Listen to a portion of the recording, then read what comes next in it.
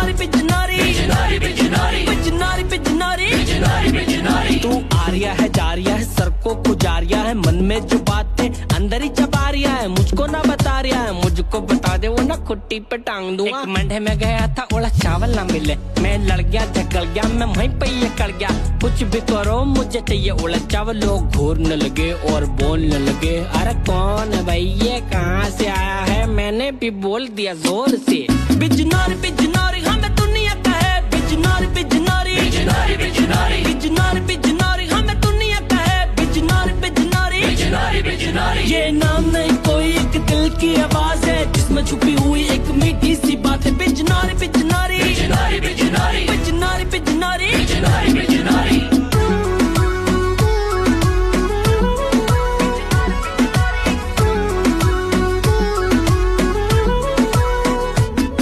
नमस्कार, आपका बहुत बहुत स्वागत है मेरे संवाद के आज खास प्रोग्राम में। हमारे साथ बिजनौर के क्षेत्रीय कलाकार गुलफाम अहमद से आज हमारे एक खास मेहमान हैं, हम उनका स्वागत करते हैं। गुलफाम जी, आपका बहुत बहुत स्वागत है हमारे चैनल मेरे संवाद में। आप धामपुर का छोरा एक गाना आप लेकर आए और उससे आप यहाँ पर आपने पैर जमाया, धामपुर के रहने वाले हैं आप। उसके बाद आप एक गाना आपका आया बिजनौर, बिजनौरी एंथम, ठीक है, बिजनौरी एंथम के नाम से वो फेमस हुआ और लोगों ने आपको तमाम मोहब्बत दी और हमने भी उस गाने को बहुत देखा जी और काफ़ी अच्छा लगा। तो गुलफाम जी, क्या आप शुरुआत से ही जो सिंगर बनना चाह रहे थे आप या आपकी टीम थी, ये शुरुआत से ही सोच थी या बिजनौर में आपने जिस तरह से ये गाना लाए तो क्या आपकी सोच थी, जनता जानना चाहेगी।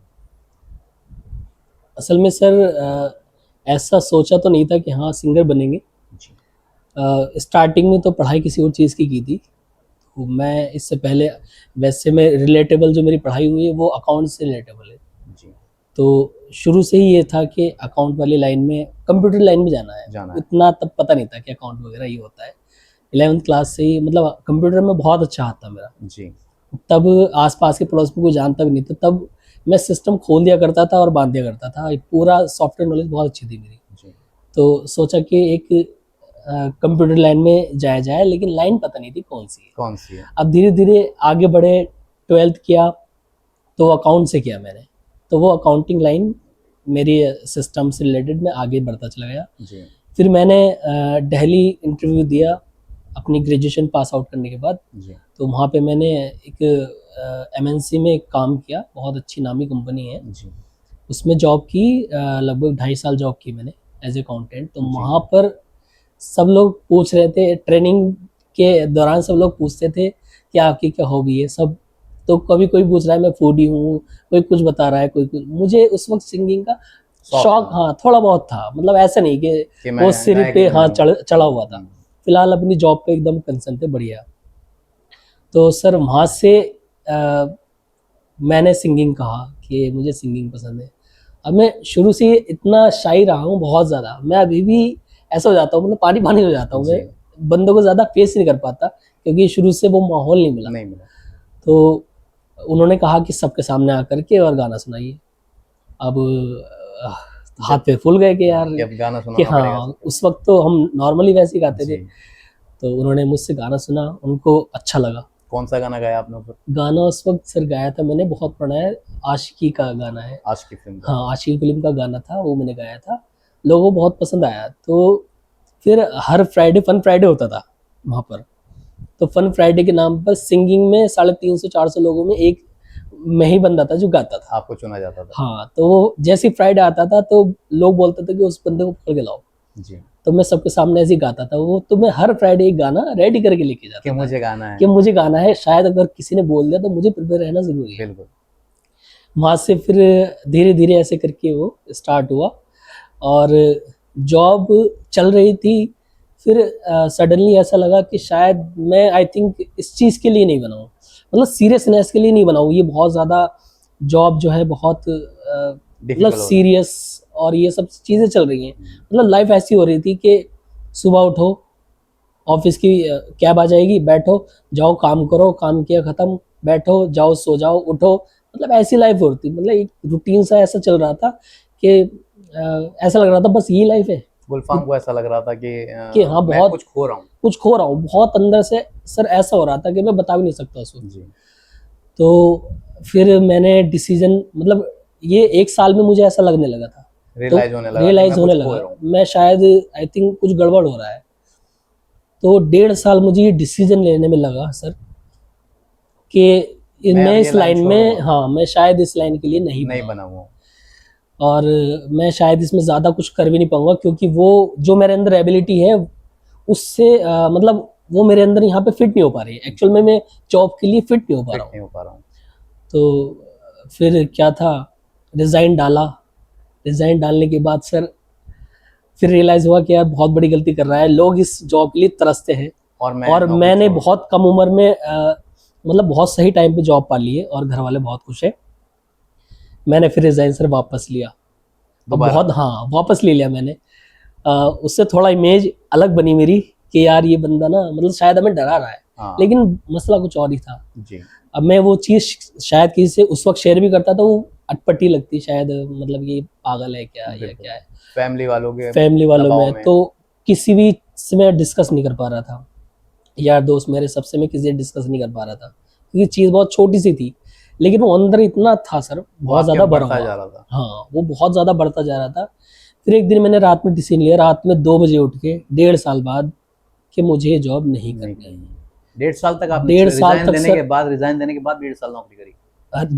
रिजाइन मैंने 1.5 साल में दिया। हाँ। उसके फिर 1-2 महीने बाद फिर दोबारा से डिसीजन लिया कि मैंने कि शायद गलती कर दी है। हाँ अब नहीं लूँगा वापस, अब मुझे चलना ही चाहिए, मैं इसको क्विट करूँगा और मैं सिंगिंग लाइन में ही जाऊँगा। तब मैंने डिसीजन लिया कि मुझे ऐसा लगता है कि मैं जब इस चीज़ के लिए गाता हूँ या मतलब अपने लिए टाइम देता हूँ, सिंगिंग के लिए टाइम देता हूँ, तो मैं थकता नहीं हूँ शायद। सही बात। और मैं शुरू से ही घर वालों से कहता था मुझे ऐसी जॉब चाहिए जिसमें मैं थकूँ ना, यानी कि मेरी पसंद की जॉब। तो मेरी पसंद की जॉब थी कंप्यूटर लाइन। अच्छा। कि कंप्यूटर लाइन में जाना है, लेकिन वो वहाँ जाकर के अकाउंट में कन्वर्ट हो गई। बिल्कुल।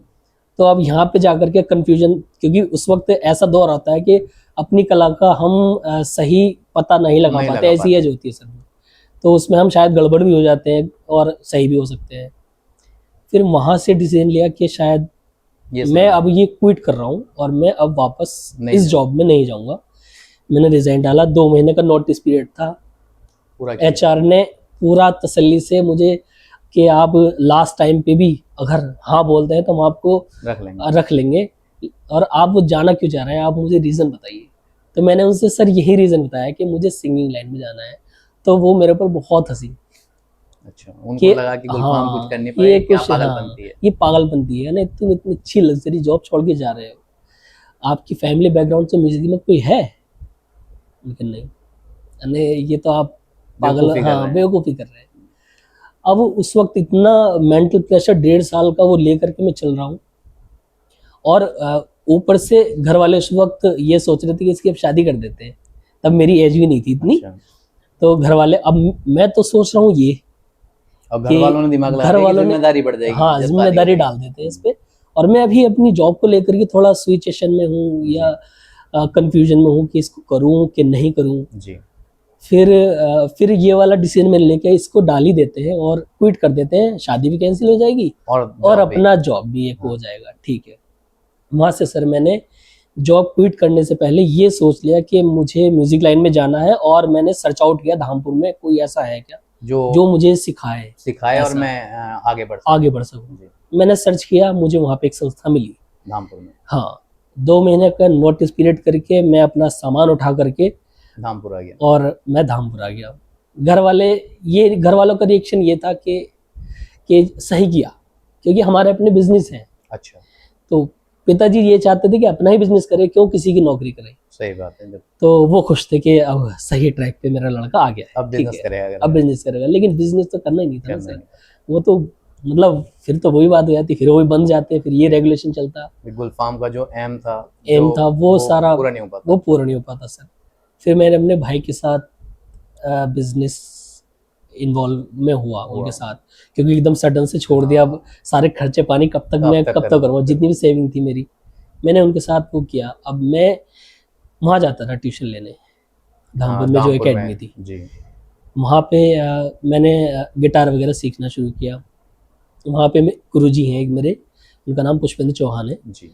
तो उन्होंने मेरा फेसबुक अकाउंट चेक किया या जो भी, पता नहीं, उनको पता चला कि सिंगिंग करता है, एक तरह से उनको पता चल गया। फिर उन्होंने कहा कि मैं तुझे फ्री ऑफ कॉस्ट सिखाऊंगा। हाँ, सर का भी उस वक्त नया नया वो था, स्टार्ट हुआ। हाँ, वोकल बैच का, हाँ, कहीं और शिफ्ट किया था उन्होंने। सिखाते बहुत पहले से थे, लेकिन वहाँ पे नई जगह एक, हाँ, तो मुझे लगा कि ठीक है, मैं वहाँ पे रेगुलर, हाँ, रहने लगा। तो शाम का वक्त ऐसा होता है कि मैं शाम को सिंगिंग का बैच नहीं छोड़ता था। जॉब छोड़ दी मैंने उस चक्कर में 6। अच्छा, उसके बाद भी 6 जॉब करी? 6 जॉब छोड़ दी मैंने उसके चक्कर में, भाई के साथ छोड़ दिया मैंने। तो भाई से बुरा हो गया कि यार ये पागल है क्या, कि अभी तो ये बोल रहा था शाम के वक्त में काम किसी को नहीं देता था। फिर एक मैंने न्यूज़ चैनल में भी काम करना शुरू किया। अच्छा। कि एज एडिटर कर लेता हूँ। तो वहाँ पे वो शाम को न्यूज़ बनवाते थे सारी, और रात के 2-2 बज जाते थे। फ्लैश होना है वो। हाँ, तो वहाँ पे मेरा टाइमिंग थोड़ा सा वो होने लगा। तो वहाँ पे मैंने सर से बात की, तो वहाँ पे मेरा नहीं हो पाया। मैंने सर से रिक्वेस्ट की, सर मैं नहीं कर पाऊंगा, मैं क्या कर रहा हूँ, क्या करने आया था। फिर वही हो जाता ना सर, मैं छोड़ता टाइम दे रहा हूँ। तो वहाँ से फिर सिंगिंग की करते रहे। फिर सर को वोकल अच्छा लगा मेरा वहाँ पे, तो सर के पास एक छोटा सा सेटअप था उसका, सिस्टम का। तो सर ने मुझे रिकॉर्ड किया कि ये गाना रिकॉर्ड करते हैं तेरी आवाज़ में, ये वाला देखते हैं क्या चीज़, हाँ क्या आता है। तो वो इतना अच्छा रिकॉर्ड हो गया वो, कि सर को लगा कि यार ये ना लॉन्च होना चाहिए। तो गाना गुलफाम ने लिखा था या किसी और ने? नहीं, वो एक कवर सॉन्ग था सर, ऑलरेडी एक आतिफ असलम का सॉन्ग है, मैंने वो गाया। तो लोगों को इतना बेहद पसंद आया, वो सर को इतना पसंद आया, सर बोले कि इसको लॉन्च करते हैं गुलफाम। तो सर ने उस ऑडियो से एक्सप्लोर रिकॉर्डिंग स्टूडियो का उद्घाटन किया, उस रिकॉर्डिंग से। और वो उस पे सारा काम धार सब संभाला मैंने। सर ने को पहली एक आवाज मिली जो, हाँ, वो प्लेटफॉर्म पे उसका उद्घाटन हुआ और उससे एक स्टूडियो खुला। और मुझे कंप्यूटर की थोड़ा नॉलेज थी जी। और सर बोले कि गुलफाम तू इसको संभाल ले, और मतलब इसको तू पॉलिश कर ले अपना आपको इसमें, म्यूजिक में जी। उससे पहले दिल्ली में वही 1.5 साल के पीरियड में मुझे एक बंदे से टकराया मैं, जो म्यूजिक बनाते थे। अच्छा, उस टाइम जॉब करते थे? हाँ। तो जब 1.5 साल में वो मैं पैनिक मोड में था, तो वहाँ पे एक बंदा था जी। वहाँ पे वो गेमिंग की म्यूजिक बनाते थे। अच्छा, गेम हाँ जी, हम लोग खेलते हैं ना, उसमें साउंड आती है। तो वहाँ पे वो म्यूजिक बनाते रहते थे। मैं जाता था वहाँ पे एडवांस एक्सेल की क्लासेस लेने, सैटरडे संडे, उन्हीं के पास। उनके भाई बनाते रहते थे, हम देखते थे क्या कर रहे हैं। तो उनसे मेरा इंटरेक्शन हुआ, मैंने थोड़ा सा उनको सुनाया, तो वो नई नई आवाज़ें मुझसे निकलवाते थे, या तो मैं उन्हें देखता था, वो एक इंस्पिरेशन वहाँ से वो हुआ। आवाज़ें भी निकालते थे?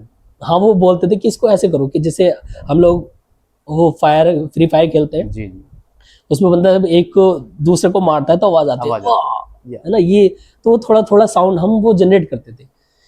तो वहाँ से फिर वो सेटअप सर के यहाँ पे वो काम आया। फिर वो पॉलिश करना बाकी था, काम तो थोड़ा थोड़ा हम कर रहे थे, सीख रहे थे अपनी फील्ड में। अब म्यूजिक का एम भी नहीं आता था सर पहले, हाँ, म्यूजिक का एम भी नहीं आता था। वो इतना स्ट्रगल हुआ उस टाइम पे मुझे, और कुछ सिखाने वाला नहीं था उस वक्त, क्योंकि म्यूजिक प्रोग्रामिंग सिस्टम की अलग होती है। तो कोई जिले में क्या कहीं भी कोई नहीं था। तो वो जिले का सबसे पहला रिकॉर्डिंग स्टूडियो है धामपुर, हाँ धामपुर में। उसके बाद जितने भी खुले सब उसके बाद में खुले। हाँ, तो सर वहाँ पे लगभग 1-1.5 साल, ये समझिए दिन रात एक कर दी सर, घर भी नहीं गया, ऐसा समझिए। दिन रात एक कर दी, म्यूजिक बनाया, इतना पॉलिश किया। छोटे छोटे बच्चे वहाँ सीखने आते थे गिटार वगैरह, ये उनको पकड़ा, उनकी किसी की वोकल अच्छी है उनको गवाया। एक तरह से मेरा गला बंद हो गया एक तरह से, क्योंकि मैं म्यूजिक प्रोडक्शन में चला गया पूरी तरीके से। आपका गला बंद? मेरा गला बंद हो गया, क्योंकि म्यूजिक प्रोडक्शन एक अलग चीज़ है, उसमें इतना टाइम कंज्यूम करना अपने आप को, मतलब ये है कि मतलब शिफ्ट कर देना है, सिंगर आप नहीं रह सकते। तो वो टेक्निकल चीज़ें सारी मैंने सीखी, कैसे क्या है, मिक्सिंग का एक बहुत बड़ा जोन है। बिल्कुल। जो 60-70 अगर स्टेम्स आ जाती हैं म्यूज़िक की, उनको इस तरह से मिक्स करना है कि हर चीज़ की एक अपनी आवाज़ आए, मतलब एक शुद्धता है, म्यूज़िक सुनने में ऐसा लगे कि हाँ ये म्यूज़िक है। तो वो चीज़ें पॉलिश की 1.5 साल तक, और फिर लगा कि हाँ शायद अब ये सही हो गया है। फिर हमने ऑफिशियली काम पकड़ने शुरू किए, सर ने और मैंने। फिर वो काम धीरे धीरे किया, जिले में फैलना शुरू हो गया, लोग आने लगे, दूर दूर से आने लगे। तो जहाँ वो मेरी एचआर हस्ती थी, दिल्ली से 4 काम मेरे पास आए, धामपुर जैसी जगह में सर, इतनी छोटी जगह में। उस दिन मुझे दिल्ली से काम आया सर, हमने धामपुर में बैठ के किया। उस दिन मैंने, हालांकि मेरे पास नंबर नहीं था, अब इंटरेक्शन भी नहीं था, तो जो भी दिल्ली के लोग थे जिन्हें पता था कि इस वजह से ही छोड़ के जा रहा है, तो उनका फिर रेस्पॉन्स आया कि सही टाइम पे तूने डिसीजन लिया। तो फिर ऐसे करके ये हमने स्टार्ट किया। अब सर ये सारा सिलसिला चलता रहा म्यूजिक का। अब गला तो बंद था, तो थोड़ा थोड़ा गाते थे, लेकिन वो प्रॉपर अपने लिए नहीं कर पा रहे थे। 1.5-2 साल से बंद भी हो गया था। हाँ, तो वो अपने लिए नहीं कर पा रहे थे लगभग। उसके बाद मैंने 4 साल सर, 5 साल म्यूजिक प्रोडक्शन को दिया, आवाज के लिए आपकी म्यूजिक उसको बनाने में, म्यूजिक प्रोग्राम करता हूँ मैं, वो मैंने 5 साल उसको दिया प्रॉपर। फिर उसके बाद मैंने सेपरेशन, वहाँ से स्टूडियो वहाँ से अलग किया, अपना एक छोटा सा सेटअप डाला, और फिर वहाँ पर आकर के मैंने अपने लिए सोचा कि मैं अब मैं अपने लिए करूँ। तो तब तक हम एकदम मतलब परफेक्ट हो चुके थे, लोगों के इतने फटे पन्ने हमने सीधे कर दिए थे कि अब वो एनालाइज करना कि यार ये चीज़ सही है, ये गलत है, ये चलेगी, ये नहीं चलेगी, या ये चीज़, मतलब एक अच्छी कमांड म्यूजिक में हमारी हो गई। फिर उसके बाद सर यहाँ पे शिफ्ट हुए, शादी हो गई, शादी कर ली, एक बिटिया भी है मेरी, और घर पे एक छोटा सा, नाम है बिटिया का नाम प्यार से हम लोग एनी बोलते हैं उसको।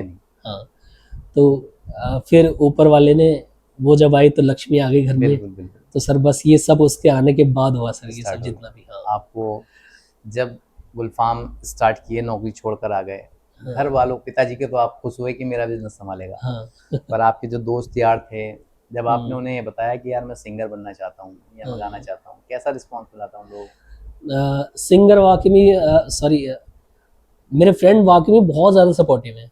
अच्छा। बहुत ज़्यादा सपोर्टिव है सर। मतलब ये समझिए कि जब एक बार मैं टूट जाता हूँ, तो एक फ्रेंड ही होते हैं जो मतलब सहारा देते हैं। और यकीन मानिए, इस गाने के पीछे की जो भी बातें हैं, या मैं गाना बनाता हूँ, मैं सबसे पहले उन्हें सुनाता हूँ कि भाई ऐसा गा रहा हूँ कि यार ये है, तो वो रियल एकदम बकवास है तो बकवास बोल देंगे, अच्छा है तो अच्छा बोल देंगे। वो जो फर्स्ट टाइम में सुन करके बता देंगे ना, बस वही है, डन, भी सही है। हाँ, तो उन्होंने मुझे बहुत सपोर्ट किया, और अभी भी मेरे साथ ही हैं। अच्छा, आपके साथ? हाँ, मेरे साथ ही रहते हैं। हाँ, टीम पूरी बनी हुई है। मैं किसी को कहीं रोल पे शिफ्ट कर देता हूँ, किसी को कहीं पे, सबको यूज कर रहा हूँ मैं धीरे धीरे। अब मेरा छोटा भाई है, उसको भी मैंने इसमें लगा रखा है। जब आप स्टार्ट किया आपने, तो कोई क्या दिक्कतें आई आपको? दिक्कत तो सर सबसे बड़ी यही आई कि जैसे धामपुर में हमने अपना पहला किया, इससे पहले मैं बहुत सारे कर चुका सर गाने, अपने भी कर चुका, लेकिन कवर सॉन्ग करता था, अपने लिखे हुए नहीं करते थे, क्योंकि इतना वक्त ही नहीं होता था कि अपने लिए लिखें, पहले लिखें, फिर उसको कंपोज करें, फिर उसका म्यूजिक बनाएं, फिर शूट में टाइम दें, ये सब चीज़ें। जी बिल्कुल।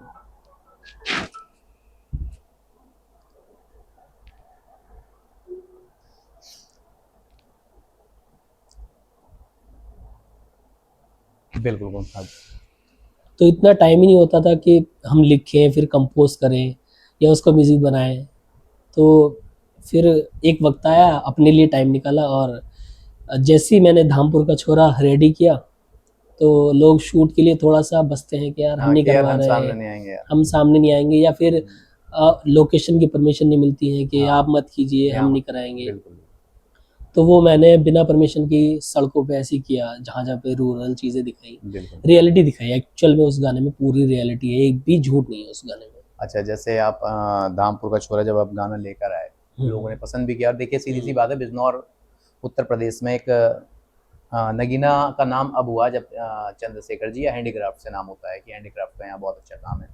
बाकी धामपुर का या पूरे जिले बिजनौर की बात करें तो वाकई में उत्तर प्रदेश में क्या, इंडिया में एक छोटा सा जिला है और इतना नाम भी नहीं होता, और आज बिजनौर को पूरे, आप इंडिया की बात करते हैं तो नाम है कि बिजनौर है, और आप लोगों ने एक क्षेत्रीय कलाकार होने के कारण इसको पहचान भी दी है। आप हो गए और भी कई सारे कलाकार हैं यहाँ पर, उन्होंने पहचान दी है कि भाई बिजनौर से गाना स्टार्ट किया या फिल्में बनाना स्टार्ट किया, लोकल क्षेत्र के फिल्म बनाने लगी, तो इससे बिजनौर का नाम काफ़ी फेमस हुआ है कि हाँ भाई तो आपने कभी ये सोचा कि यार मैं छोटे से जगह पे जा रहा हूँ धामपुर में, जैसे आप कह रहे थे कि मैं दिल्ली से निकला और हाँ, उन्होंने सोचा यार कहाँ जा रहा है ये ढूंढने, आपको अच्छी खासी जॉब थी, सब चीज़ था, और धामपुर में जब आप आए तो स्टार्टिंग में धरातल पे क्या स्थिति लगी आपको? धरातल पे तो सर बहुत बुरी कंडीशन है, क्योंकि म्यूज़िक का धामपुर में, या ये कहिए उस वक्त जब मैं आया था, म्यूज़िक का एम भी किसी को नहीं पता था सर। यहाँ नहीं था, हाँ, कलाकार थे उस वक्त, मौका नहीं लेकिन मिलता था। हाँ, मौका नहीं मिलता था, या ये कहिए कि यहाँ पे म्यूज़िक बनते नहीं था जब पहली बात तो बिल्कुल, सर, बिल्कुल। क्योंकि हम लोग खुद जब ऑडियो रेडी हुआ या हम सोच रहे थे, तो दिमाग में एकदम से आता था दिल्ली चलो म्यूज़िक बनवाने के यार लिए, यार मैं या रिलीज भी मुंबई कर दूंगा चलो, तो कौन पूछेगा?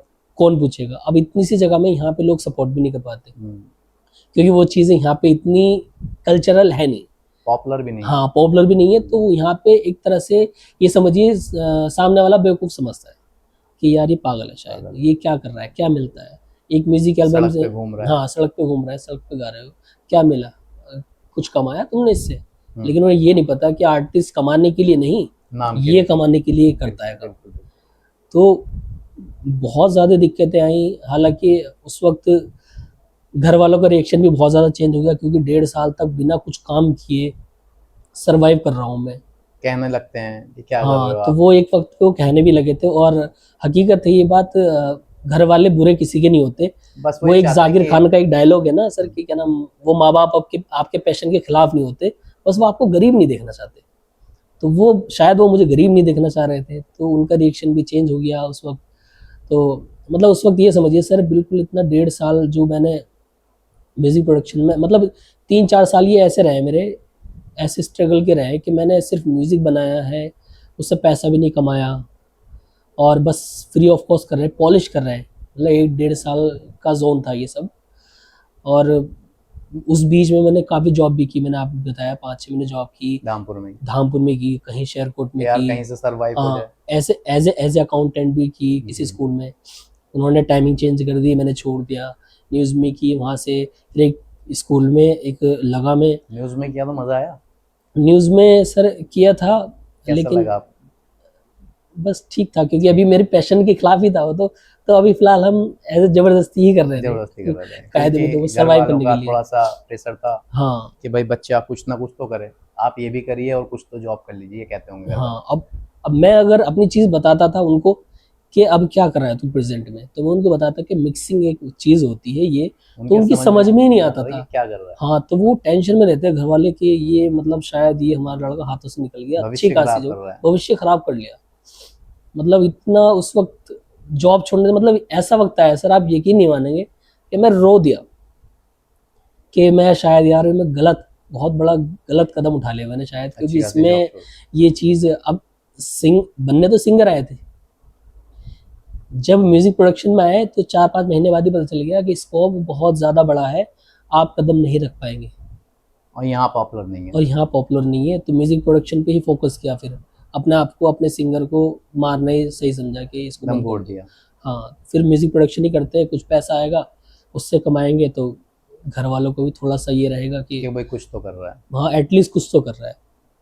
तो ज़मीनी स्तर तो बहुत ज़्यादा ख़राब था सर, मतलब अब मैं याद भी करूँ तो शायद वो अभी बताने में इतना वो नहीं लगेगा, लेकिन वो जो फेस किया है वो बहुत, जनता जरूर जानना चाहेगी कि गुलफाम ने क्या स्ट्रगल किया है, जरूर जानना चाहिए। अगर आप बताना चाहें जनता को, लाखों जनता आपको देख रही है मेरे संवाद पर, क्योंकि आप जैसे तमाम कलाकार हैं और वो अपने गले को घोट लेते हैं, जैसे आपने अपनी आवाज़ बाहर निकाली, और तमाम कलाकार ऐसे हैं जिन्होंने अपनी आवाज़ को दबा लिया है, क्योंकि वाकई में सर्वाइव नहीं कर पाते हैं, फैमिली का प्रेशर रहता है, कहीं ना कहीं पत्नी या बच्चों का प्रेशर हो जाता है, तो वो अपना जो भी उनका एम है वो नहीं निकाल पाते हैं।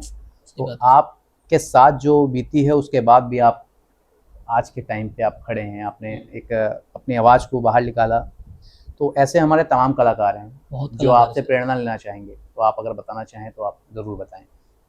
बिल्कुल सर, असल में एक ऐसा वक्त आता है कि आपके पास जो आप सीखना चाह रहे हैं या करना चाह रहे हैं वो भी प्रॉपर नहीं आया है, आप किसी को बता रहे हैं तो भी वो फुलफिल नहीं है, कुल मिला के कोई भी एक रिज़ल्ट नहीं है।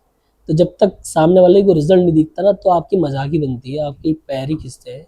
और मोटिवेशनल वाले तो बहुत कम होते हैं कि जो आपको सहारा दे देंगे। अब ऐसे वक्त में कोई आपका दुखड़ा नहीं सुनना चाहेगा सर। गिराने वाला ज्यादा मिलता है। हाँ, इस लाइन में, किसी भी लाइन में अगर आप स्टे कर रहे हैं, आपका कोई दुखड़ा नहीं सुनना चाहेगा, क्योंकि वो खुद परेशान, तो वो मजाक ही बनाएगा सीधा सीधा। तो ये तो बहुत बहुत ज़्यादा हुआ। मैं फेसबुक पे डालता था गाना गा करके, तो वहाँ पे ट्रोलिंग होती थी कि यार ये पागल है। तो मैंने फेसबुक ही चलाना बंद कर दिया काफ़ी साल तक। दिमाग आउट हो गया। हाँ, दिमाग आउट हो गया, वो बंद कर दिया फेसबुक। मतलब सोशल मीडिया से ही आउट हो गया मैं। बहुत रेयरली बस फेसबुक चलाया, बस देख रहा हूँ, डाल कुछ नहीं रहा हूँ, क्योंकि वो अंदर से इतना टूट चुका है बंदा, प्रेशर हो गया था कि शायद मतलब ये बहुत बड़ा गलत कदम हो गया है मेरे लिए। और मैं क्या करता था, एक अच्छा सा सूट बूट पहन के, बढ़िया टाई वाई लगा के, गाड़ी मेरा नीचे इंतज़ार कर रही है और मैं उसमें बैठ करके एसी की गाड़ी में जा रहा हूँ, आराम से काम कर रहा हूँ अपना। और काम किया अपना, कॉफ़ी ली और ये सब करा, और शाम में अपना फिर घूम घाम लिए, या फिर मतलब बढ़िया लाइफ, लग्जरी। तो ज़्यादा स्ट्रगल भी नहीं हुई। अब तुम सडनली ऐसी ज़मीनी स्तर पर आ गए तो भटक रहे हो, सर जॉब दे दो। वो इंटरव्यू मेरा रिज्यूमे देखते हैं तो मुझे मना नहीं कर पाते, क्योंकि मैं अच्छी एक रेप्यूटेड कंपनी से आया हुआ था। वो मुझे रखते हैं, लेकिन वो मेरा मिसयूज़ करते हैं कि यार ये तो ये भी जानता है, ये भी जानता है। तो मुझे वो कामों में 10 काम में मुझे घेर लेते थे कि ये तुम ये भी जानते हो। मैं तो, अब मेरी एबिलिटी अगर शायद थोड़ी सी ज़्यादा है, या कह लो कि, तो वो उसका बेनिफिट मुझे मिलना तो कुछ है नहीं, बढ़ा के नहीं देना, वो कुछ पेमेंट कुछ मिलना नहीं है। और कहाँ दिल्ली में कुछ जो भी सैलरी थी, और यहाँ पे आकर के उसका हाफ का हाफ भी नहीं मिल पा रहा, तो उसमें मैं क्या करूँगा। तो और ऊपर से म्यूज़िक भी चल रहा है, क्योंकि म्यूज़िक नहीं छोड़ना है, म्यूज़िक से ही वो रहेगा मसला जी। तो एक स्कूल में गया, वहाँ पे उन्होंने अकाउंटिंग का काम दे दिया, हमारे अकाउंट में दिक्कत आ रही है, ये ऐसे ऐसे। इंटरव्यू देने गया तभी बिठा दिया सर उन लोगों ने कि आप काम करिए, कि काम करिए आप, हमें ये निकाल के दीजिए। ना सैलरी की बात की, ना कुछ, बस काम करवा रहे हैं मुझसे। अब आपके दिमाग में चल रहा है बैठा तो लिया, कि बैठा लिया, कुछ सैलरी की बात नहीं है, वो मेरा यूज़ कर रहा है, मैं उनसे कह नहीं पा रहा हूँ, घुट रहा हूँ अंदर अंदर। हाँ, मैं उनसे कह नहीं पा रहा हूँ। तो फिर जब एक महीना मैंने 1 महीना काम कर लिया सर वहाँ पे। पैसे की कोई बात नहीं, पैसे की कोई बात नहीं हुई, मैंने 1 महीना काम कर लिया वहाँ पर। तो वो मुझे 500 रुपये देते हैं। अरे मेरा मन 1 महीना काम करने के बाद सर, मेरा मन अंदर से ऐसा हो गया कि मतलब यार मैं क्या था और मैं क्या कर रहा हूँ और मैं क्या करना चाह रहा हूँ। बताने में शायद वो फील ना आए, लेकिन यकीन मानिए उस वक्त गुलफाम अंदर से मैं ऐसा टूट चुका था सर, बहुत ज़्यादा, मतलब बस क्या कहिए, आंसू ही नहीं निकले बस। क्योंकि आज के समय में 500 रुपये लेके मार्केट चले जाइए तो कुछ भी नहीं मिलेगा सर, कपड़े भी तमीज से नहीं मिल पाएंगे, सब्जी नहीं ला पाएंगे आप। तो उन्होंने मुझे 500 रुपये दिए और उन्होंने बोला कि अभी इससे काम चलाइए, ट्रेनिंग ले रहे थे हम आप। हाँ, तो वो दिन था। फिर मैं उसके अगले दिन गया ही नहीं। उन्होंने मुझे बहुत कॉल की कि आ जाओ या नहीं। मैं भले ही उससे अच्छा तो मैं वैसे ही सर्वाइव कर लूँगा, कोई दिक्कत नहीं है।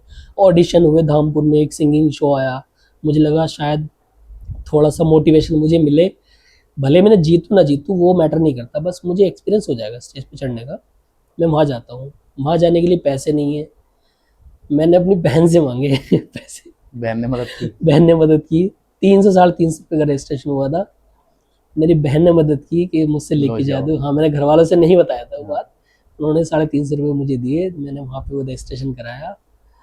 मतलब ये हालात थे सर कि 1 रुपया नहीं था, और म्यूज़िक प्रोडक्शन कर रहे हैं हम 1.5 साल से कंटिन्यू, घर भी नहीं आ रहा है। तो घर वाले और टेंशन में, ये लगा है कहाँ पर क्या कर रहा है। और मैं पॉलिशिंग के लिए मैं वीडियो बनाता था उस वक्त, बच्चों की जो लोग गा लेते थे, फ्री ऑफ कॉस्ट करता था।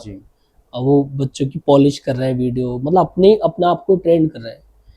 तो मैं ये कहूँगा कि मैंने वाकई अपना आप को पॉलिश किया है, और ये बात मैं सीना ठोक के कह सकता हूँ कि मैंने अपना आप को पॉलिश किया है, किसी और ने नहीं किया है। और तभी इतना टाइम मुझे यहाँ तक आने में लग गया, और बिजनौर एंथम बनाने में। तो सर बिजनौर एंथम तो लोगों ने हिट किया, बिजनौर एंथम तो लोगों ने बनाया, लेकिन उसके पीछे की वो जो इतना स्ट्रगल है, वो सारी चीज़ें, वो सब कंक्लूजन लोगों की समझ, लोग क्या सुनना चाहते हैं, क्या है चीज़ें, और हम लोगों को क्या परोसें कि लोगों को टेस्ट आए, क्या हम चटपटा दें। तो ये सारी चीज़ें एक लंबा पैरों के छाले पड़ने तक से लेकर के, और ये यहाँ तक की कहानी है, ना कि ये है कि मैंने एक गाना बना दिया और ये गाना हिट हो सही गया। बात है, आप एक गाना बना रहे हैं, बस में आपने शूट किया वहाँ, तो उसकी भी परमिशन लेनी पड़ती है, भाई मैं कुछ देर यहाँ अगर बिल्कुल सर, परमिशन ली। शूट कराना चाह उस गाने में सर मैंने धामपुर में शूट किया। जी, धामपुर का बस अड्डा उस वक्त बन रहा था, तो परमिशन की तो मतलब ही नहीं बनता, बस ही नहीं खड़ी हो पा बस ही रही थी नहीं सही खड़ी से। हो पाती। तो हम बस में घुस गए, हमने शूट किया वाला पार्ट, तो बस वाला बोला कि आप लोग इतने सारे बैठे हैं, सवारी नहीं घुस पा रही है, आप लोग चले जाइए, हम नहीं कर पा रहे। मना तो करने लगे। मना कर दिया उन लोगों ने। तो फिर हम बिजनौर जब शूट करते करते पहुंचे, बिजनौर में हमने जो मेन अधिकारी हैं उनसे बात की कि सर हम ऐसे करते हैं। मेरे दोस्त के वो परिचित थे, उन्होंने कॉल किया कि सर हम ऐसे कर रहे हैं, कोई गलत चीज़ मत करना, बस नहीं सर गलत चीज़ नहीं करेंगे, प्राउड वाली चीज़ करेंगे। आपको बाद में देखेंगे तो हाँ, आपको अच्छा लगेगा सर। तो उन्होंने कहा कि आप कर लो। तो बस खड़ी हुई थी वो, और उसका चलने का वक्त भी नहीं हुआ था, तो हमने उसका यूज़ किया, फिर शूट किया उसमें। तो हमारा वो वाला सीन हमारा ऐसे कंप्लीट हुआ। तो अधिकारी को बाद में हमने बताया कि सर देखा आपने, उनसे बात हुई? उनसे तो बात नहीं हुई, वो तो मेरे फ्रेंड के जानते हुए थे। अच्छा। हालांकि उन्होंने देखा होगा तो उन्हें बहुत अच्छा लगा होगा कि यार अच्छा, हाँ, मैंने इन लड़कों को दिया, मैंने परमिशन इन लड़कों को दिलवाई थी, तो उनको बहुत अच्छा लगा होगा, क्योंकि हमने गलत चीज़ नहीं बनाते हम लोग, मतलब एक कॉमेडी वे में चीज़ों को हम मैनिपुलेट करके चीज़ों को अच्छी चीज़ में, एक रूरल टोन जो होती है हमारी, जो लोकल लैंग्वेज होती है, उसको प्रेफर करके थोड़ा चटपटा सा बनाया, और फिर उसके बारे में चीज़ों को बताया। आपका मैंने इंटरव्यू देखा था, एक हमारे ही पत्रकार साथी ने आपका एक इंटरव्यू किया था, पीछे मैंने कुछ दिन पहले देखा था। अच्छा। हाँ, तो जी सलाम छोड़कर आए हैं वो, खुद ही उन्होंने अपना अच्छा, जी। तो हम आप उड़द चावल की बात कर रहे थे, कह रहे हैं बिजनौर में उड़द चावल फेमस है। ये बात तो है कि वाकई में अगर कहीं जाइए तो ज़्यादातर कोई कहते हैं यार मडा हो रहा है आज, तो यार उड़द चावल खाते हैं। तो हम ये भी पूछना चाहेंगे गुलफाम को उड़द चावल पसंद है या नहीं? सर बिजनौर में रह करके और उड़द चावल हम पसंद ना करें तो ऐसा हो ही नहीं सकता। बिल्कुल। आप धामपुर में रहते हैं, धामपुर की क्या फेमस चीज़ पसंद है आपको? धामपुर की सर दाल कचरी बहुत अच्छी है। धामपुर की भगत सिंह चौक पे जो मिलती है, भगत सिंह चौक पे मिलती है। धामपुर में काफ़ी जगह मिलती है, सिंगाड़े की कचरी। जी बिल्कुल। और दाल मूंग की दाल होती है, जो मुर्दाबादी दाल भी बोलते हैं उसको, धामपुर में बहुत अच्छी मिलती है, बहुत ही प्रिय मिलती है सर। तो वो आपको बहुत अच्छी लगती है? बहुत अच्छी लगती है। अच्छा, जैसे आपके तरह और भी कलाकार हैं जो सिंगर बनना चाहते हैं, तो गुलफाम जी लगातार हमने कई बड़े कलाकारों को देखा है, तो वो ये कहते हैं मैं आइसक्रीम खाता हूँ तो गला बैठ जाता है, या कुछ इस तरह की ठंडी चीज़ें खाते हैं तो हमारे इफ़ेक्ट होता है गले में। तो आप जैसे कई साथी हैं जो मतलब बनना चाहते हैं पर उनको मौका नहीं मिलता और बहुत सब चीज़ खाते हैं, तो क्या चीज़ों का परहेज करना चाहिए, क्या नहीं करना चाहिए, कुछ अगर आप जानकारी देना चाहें तो? बिल्कुल सर, इसमें ये होता है कि ये ऐसा नहीं है कि पर्टिकुलर आपको ये नहीं खाना है, ये नहीं खाना है। इन सभी चीज़ों को खाइए। जिस चीज़ को खाने से आपके गले पे इम्पैक्ट पड़ता है उसे छोड़िए। जैसे एक तो सबसे पहले तो चावलों को ज़्यादातर मना करते हैं, क्योंकि चावलों से सर कफ बनता है जी। तो गाना गाते वक्त तो कफ आएगा तो वो फ्लो खराब करेगा, इसलिए चावल तो परमानेंट बैन ही कर देने चाहिए एक तरह से। हाँ, ज़्यादा खाना नहीं चाहिए, खाइए, लिमिटेड खाइए। अब जैसे बात करें कि सर्दी हो रही है अभी थोड़ी थोड़ी हल्की हल्की, और मैं सपोज गाने स्टेज पे चढ़ रहा हूँ और मैंने ठंडा पानी पी लिया है, वो तो नुकसान देगा। वो नुकसान देगा। अगर आपका गला ठंडा पानी पकड़ लेता है, ज़्यादातर पकड़ लेता है, तो आप उसको मत पिए। अगर आपको नहीं पकड़ता है तो ड्रॉप कर दीजिए। जैसे रसगुल्ला हुआ जी, रसगुल्ला नहीं खाना चाहिए, रसगुल्ला, क्योंकि उसमें कफ टाइप जैसा वो होता है। अच्छा। जैसे चावलों से कफ बनता है ना सर, ऐसी उससे होता है रसगुल्ले से। तो अगर आपको ऐसा नहीं है कि सभी का नहीं बनता, काफ़ी का नहीं बनता। आप अगर खा करके, कुछ लोगों का पेट भर के खाना खा करके प्रॉपर स्टेज पे जाते हैं कि हम तो तभी कर पाते हैं सिंगिंग, क्योंकि वो एक मेंटलिटी सेट है कि मुझे ऐसे करना। हाँ, कुछ का ऐसे है कि यार मैं खाली पेट बहुत अच्छा गाता हूँ, तो आप खाली पेट जाइए।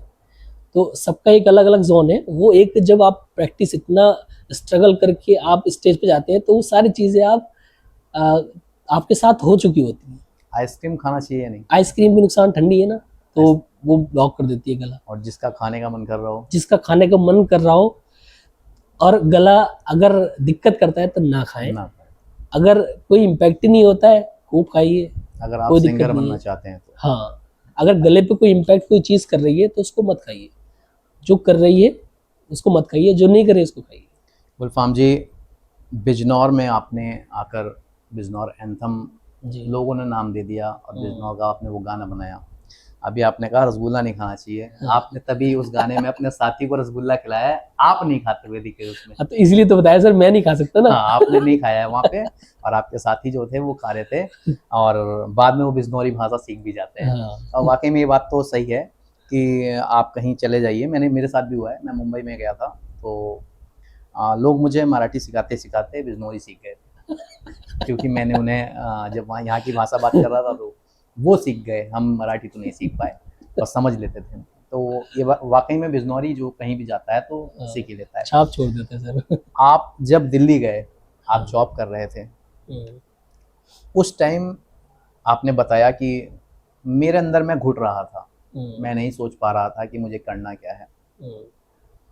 उस समय में और आज के समय में जो आपने सोचा था, आज कहीं ना कहीं आप उस लाइन पे आ भी गए हैं। कुछ गाने आपके रिलीज हुए हैं, आगे की आपकी प्लानिंग है, कुछ परसेंट आ गया हूँ, कुछ परसेंट आ गए हैं, और अभी आगे आपकी बहुत सारी प्लानिंग है। अभी आपने बताया भी था कि कुछ प्लानिंग हमारी चल रही है और आगे बहुत ज़्यादा प्लानिंग है। तो तब में और अब में क्या फ़र्क है? ये समझिए सर कि ज़मीन आसमान का अंतर है उस वक्त में और अब में। उस वक्त लाइफ चल रही थी एक मेंटल प्रेशर में, और अब शायद हम प्रेशर में डाल दें लो कि भाई मैं अब हूँ। तो हम शायद हमारे गाने सुन करके उन्हें रियलाइज़ हो कि हाँ ये वाकई में एक आर्टिस्ट है। गाना जब रिलीज़ हुआ धामपुर का छोरा, तो ऐसे ऐसे लोगों को कॉल आया सर, अनएक्सपेक्टेड, जो कभी सुनते भी नहीं, जो गाना वाना नहीं सुनते, उनका कॉल आया और उन्होंने ये कहा कि मुझे यकीन नहीं था कि मतलब तुम इतने अच्छे कलाकार हो, मैं अभी तक तुम्हें बहुत ज़्यादा हल्के में ले रहा था। तब मुझे रियलाइज़ हुआ कि अगर इनको ये फील हो रहा है तो शायद और भी सोचते होंगे, क्योंकि मैं कर नहीं रहा था अपने लिए। तो लोग ये सोचते हैं ये भी ख़त्म, 4-5 साल से बहुत होते हैं, तो लोग पूरी तरीके से मुतवज्जो हो जाते हैं कि ये जो है ख़त्म हो चुका है, अब इसकी कोई लाइफ नहीं है। धामपुर का छोरा बनाया, लोगों का रिएक्शन जब आया, कॉल आया लोकल से, हिम्मत बढ़ी सर जी। हाँ, फिर मैंने कहा कि अगर ये सीन है तो बिजनौर पे करते हैं, देखते क्या रिएक्शन आता है। लेकिन बिजनौर पे एक ही गाना बनाएंगे ऐसा कि वो जुबान पे रट जाए, जिसका नाम बाद में मेरे फ्रेंड ने दिया था एंथम। उसका नाम मैंने कुछ और रखा था, बिजनौरी स्वैग समथिंग ऐसा कुछ रखा था।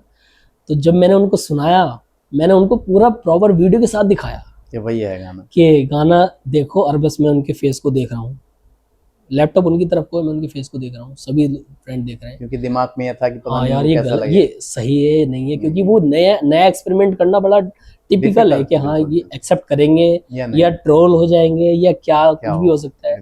तो उनका मैंने रिएक्शन देखा, उन्होंने तुरंत कहा इस गाने का नाम चेंज करो, तुरंत बिजनौरी एंथम करो इसका, क्योंकि आपने सब जगह का नाम दे दिया था उस गाने में, ये गाना का आपने नाम दे दिया था उस गाने में। तो उसमें फ्रेंड ने बोला कि ये ऐसा गाना है कि लोगों की जुबान पे चढ़ने ही वाला है, तो इसको एंथम बनाओ, ये बिजनौर में अगर है तो ये वाला गाना गाओ भैया। गुलफाम, जब बिजनौर की गलियों से गुजरते हैं और अचानक आपका गाना कहीं बजता हुआ दिख जाए, अरे सर, तो कैसा महसूस होता है? मोमेंट सर, मोमेंट, लाइफ का मोमेंट। एक वक्त ऐसा आता है कि आप हताश हैं, और एक वक्त ऐसा आता है कि आपका किया हुआ काम आपके कानों में पड़ जाए।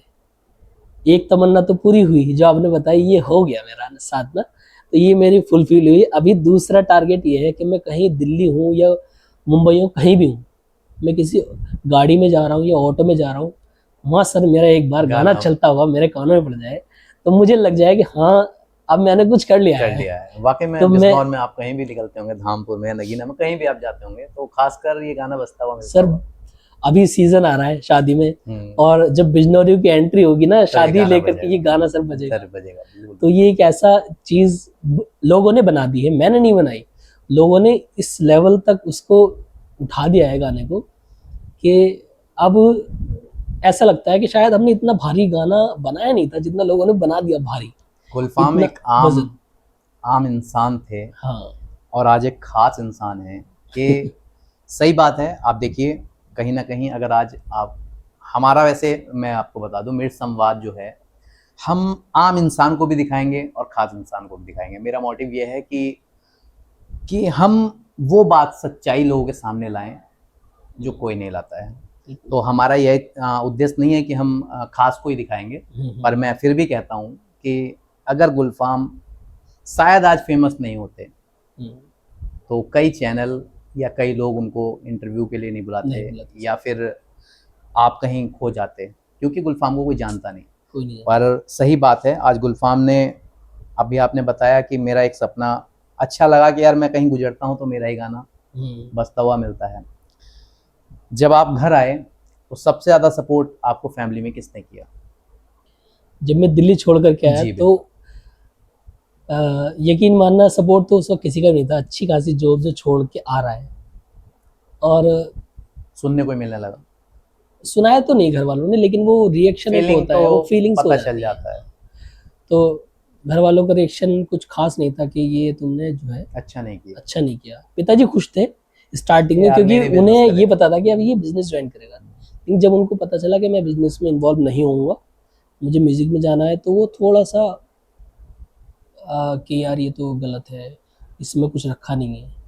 ज़्यादातर लोग ऐसा करते हैं कि म्यूज़िक लाइन में चले गए, सिंगर बन गए, क्योंकि सिंगिंग में करियर बनाना सर मतलब बहुत ज़्यादा मतलब हार्ड समझिए। गाना आपका चल गया, चलना मैटर नहीं करता सर, व्यूज़ मैटर नहीं करते, लोगों का इंटरेक्शन मैटर करता है कि लोग आपके बारे में क्या सोचते हैं, लोग हमारे बारे में क्या सोचते हैं, या लोग को हम कितना कनेक्ट कर पा रहे हैं, हमसे जुड़ रहे हैं लोग। हाँ, 100 लोग अगर सुन रहे हैं, 100 के 100 लोग अगर घर के बाहर आ जाएं, सर कैसा लगेगा सर?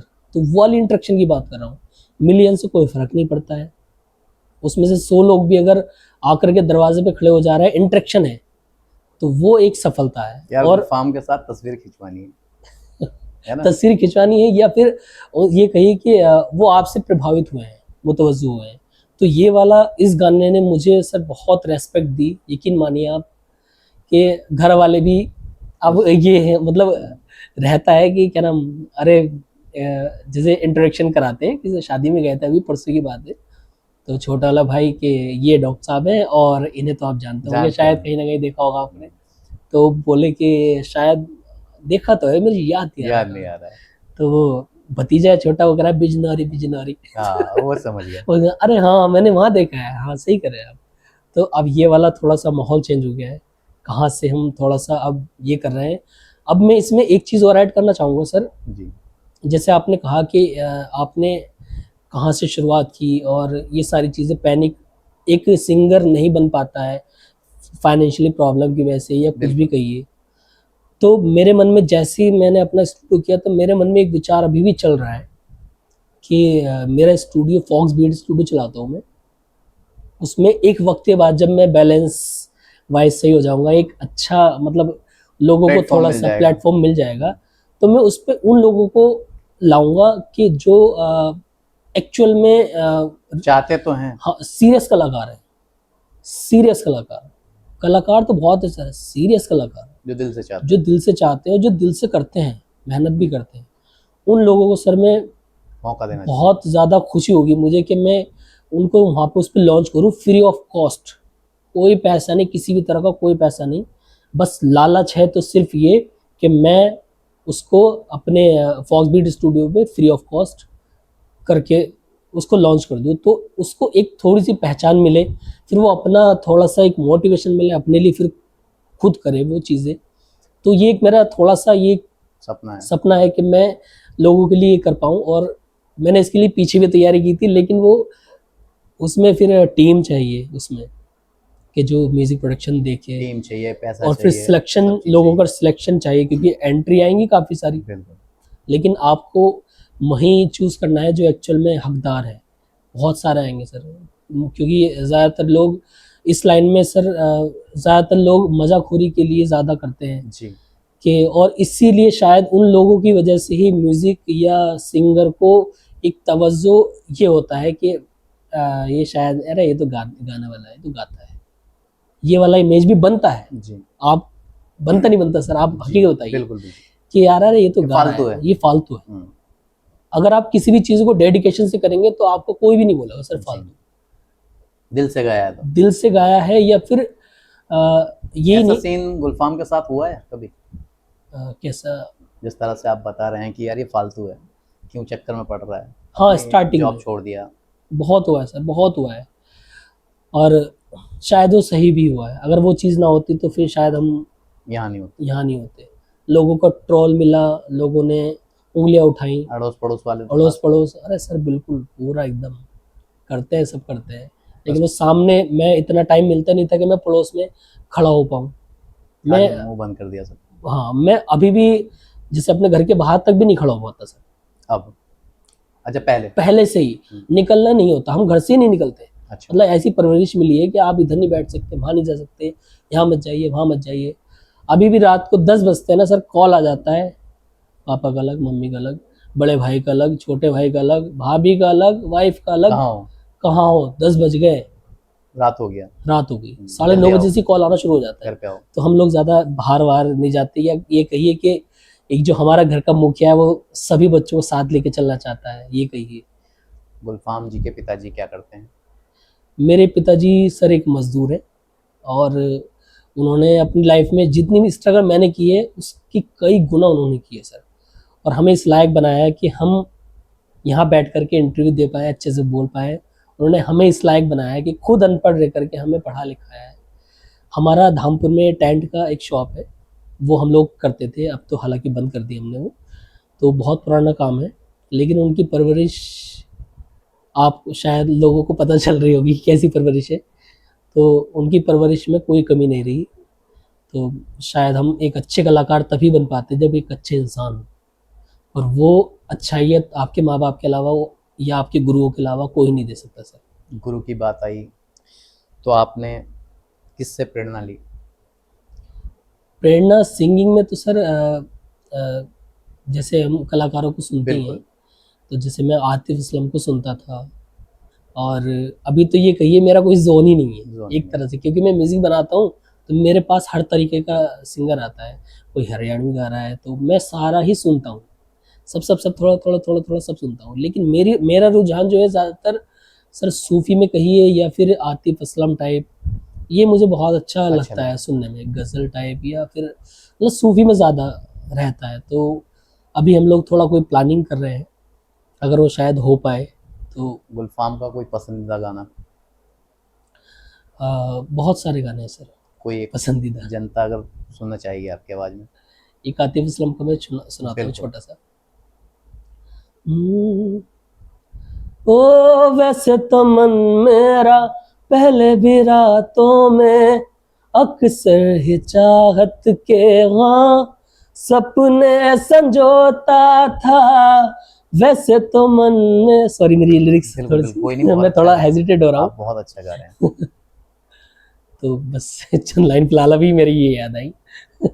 अच्छा गाना है ये, और काफ़ी अच्छा गाना था ये आपका, और आतिफ असलम जी का। आतिफ असलम, हाँ, और आपने जो इसको आवाज़ दी अभी अच्छा था, पर जनता और भी सुनना चाहेगी आपकी आवाज़ में थोड़ा सा। कोई नहीं, आप अगर गा पाए तो गाइए। यही सुनाता हूँ, आगे बिल्कुल बिल्कुल। तेरा होने लगा हूँ जब से मिला हूँ, तेरा होने लगा हूँ जब से मिला हूँ। Thank you so much. बिल्कुल बिल्कुल। हेजिटेशन की वजह से भी कुछ थोड़ा सा याद नहीं आ पा रहा था। बहुत पुराना गाना हो गया ये, और काफी फेमस भी रहा है। फेमस भी अभी फिलहाल मुझे सडन ये याद और मैं आपको बता रहा हूँ ये मेरा भी कहीं ना कहीं फेवरेट गाना अच्छा रहा। पर मैं इसको खुद भूल गया, नहीं तो मैं भी आपके साथ कर ही देता जरूर। कोई नहीं। और आपने एक गाना सुना होगा साथ में चाहे तो आप गा सकते हैं। हाँ। आपको पता होगा, फिल्म आई थी dirty film, the dirty film. तेरा इश्क सूफियाना। अच्छा अच्छा अच्छा, हाँ अरे अगर आप सर। चाहें तो वो स्टार्ट कर सकते हैं, जनता जरूर सुनना चाहिए। उसका अंतरा सुनाता हूँ सर आपको मैं। बिल्कुल। जैसे आपने कहा कि मुझे सूफी, सूफी, हाँ इसलिए सूफी मैंने हूँ। ये बात कही। उसमें तेरे वास्ते, तेरे वास्ते, उसका अंतरा है, एक बहुत प्यारा अंतरा है।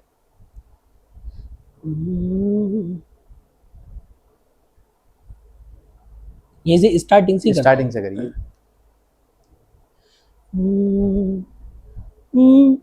तेरे वास्ते मेरा इश्क सूफियाना, मेरा इश्क सूफियाना, मेरा इश्क सूफियाना।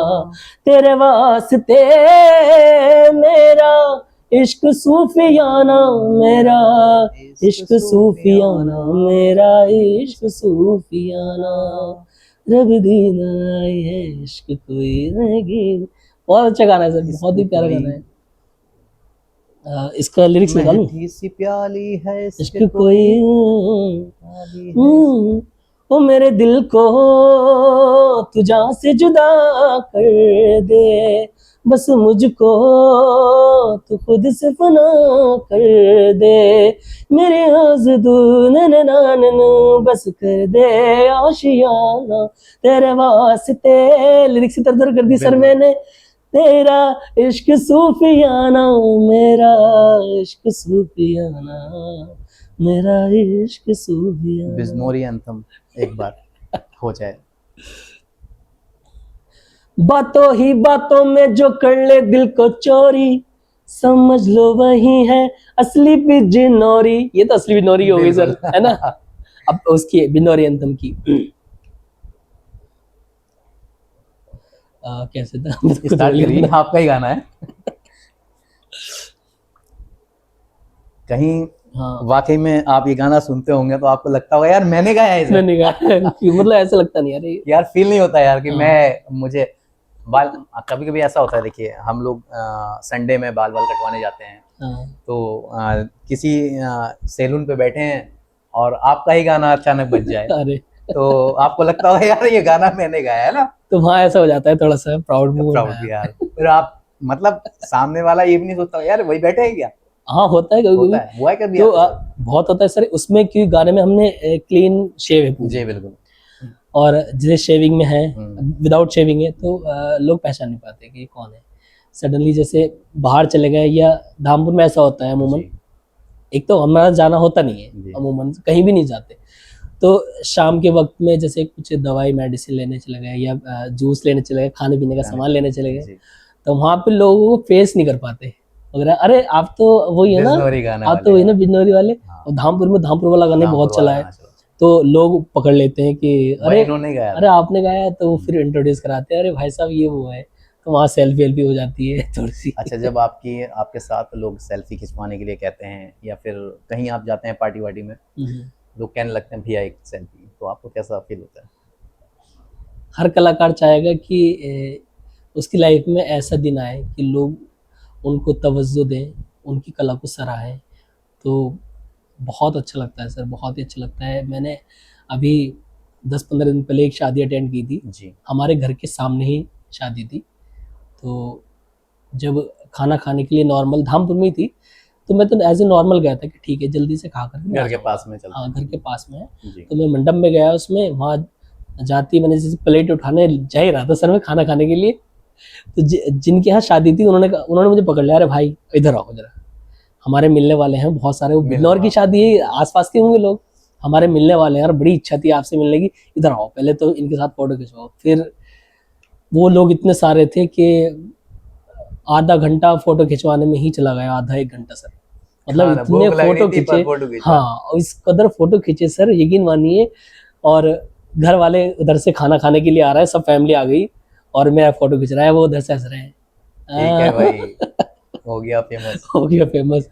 तो वहाँ पे बहुत, अब इतना जब मोमेंट हो गया वहाँ पे क्रिएट, अब मैं था अकेला, मेरे साथ कोई था नहीं जी, तो अब मुझसे खाना ना खाया जाए कि यार मैं इतने लोगों के बीच कैसे खाना खाऊं। अब मैं प्लेट उठा के गया, तो अब मैं घर वालों से ये चीजें बताता हूँ या कुछ, अरे इतना क्यों सोचता है, लेकिन वो सर फेस नहीं हो पाती असल में, बिल्कुल, क्योंकि आप अपने में ही फील होना लगता है यार मैं थोड़ा सा स्टार जैसा मुझे लोग देख रहे हैं। नहीं स्टार तो नहीं, मतलब ऐसा मतलब लोग ना जैसे नजरिया थोड़ा मतलब एक टिक लगा के रखते लोग देखते हैं, लोग देखते रहते क्या हैं खा रहा है, क्या खा रहा है यार, कैसे चल रहा है, मतलब ये अलग मतलब चीज सामने वाला कोई देखे या ना देखे, खुद को भी फीस होने लगता है। हाँ, तो वो खुद को नोटिस होने लगता है, वो सारी चीजें फिर मेंटेन करनी पड़ती है। जी बिल्कुल। फिर आप जैसा रहते थे आप वैसा नहीं हो पाते। तो मैं प्लेट उठा के गया, अब आप आम नहीं रहे, अब आम बस ये तो ऊपर वाले का नहीं करम है। बिल्कुल आप आम नहीं रहे हैं इस टाइम, आपको जनता जानती है, और खासकर बिजनौर की, वाकई में बिजनौर की जनता जो है, कहीं ना कहीं आपका गाना बजता है,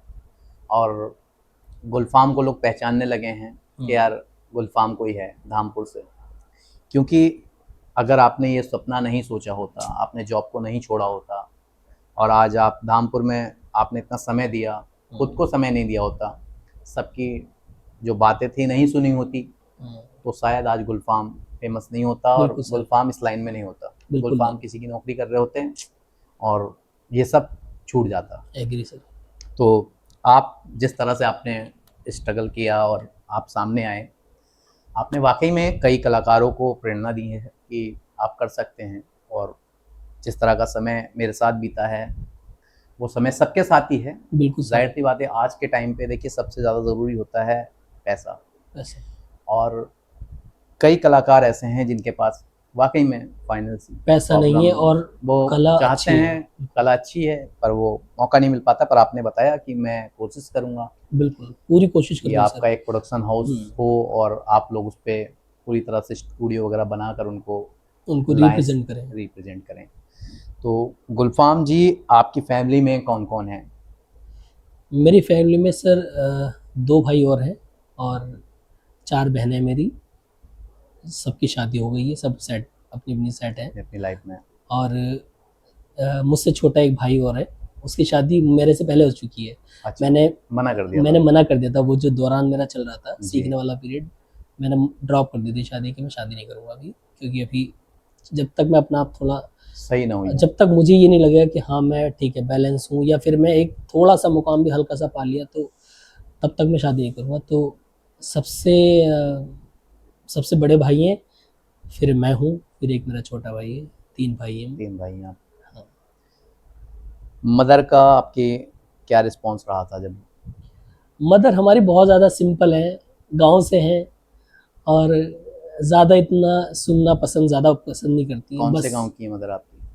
मेरी मदर इधर नगीने के पास पड़ता है गांव, हरगांव चांदन। तो हमारा ननियाल वहाँ बीता है, बहुत सुंदर, सभी का बीता होगा शायद अपने अपने ननियाल में। तो वहाँ की हैं, बहुत ज़्यादा सीधी हैं, और हाउस वाइफ है, एक बहुत अच्छी हाउस वाइफ है, घर को जोड़ करके चलती हैं। और भले मेरी शादी हो गई है, लेकिन आज भी सब हमारे यहाँ सब ऐसे रहते हैं कि बिल्कुल एकदम, मतलब छोटा भाई भी अभी आने को रेडी था, लेकिन उसका पेशेंट पड़ा हुआ था, तब मैं उसको छोड़ के आ गया। हरगांव चांदन में जब आप पहले जाते थे, हाँ, और अब गए हैं जब आप फेमस हो गए उसके बाद कभी? मैं सर हाँ एक बार गया हूँ सर। तो कैसा रिएक्शन रहा वहाँ के लोगों का?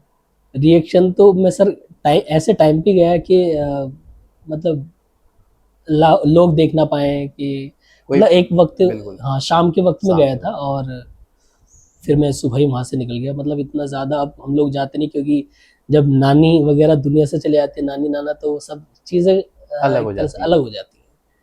तो हमने वहाँ से थोड़ा जाते नहीं ज़्यादा, क्योंकि सबकी शादी हो गई है, सबके अपने अपने परिवार है। तो वो जो बचपन वाली नानी थी, ननियाल था, वो तो खैर सभी का छूट जाता है एक वक्त के बाद।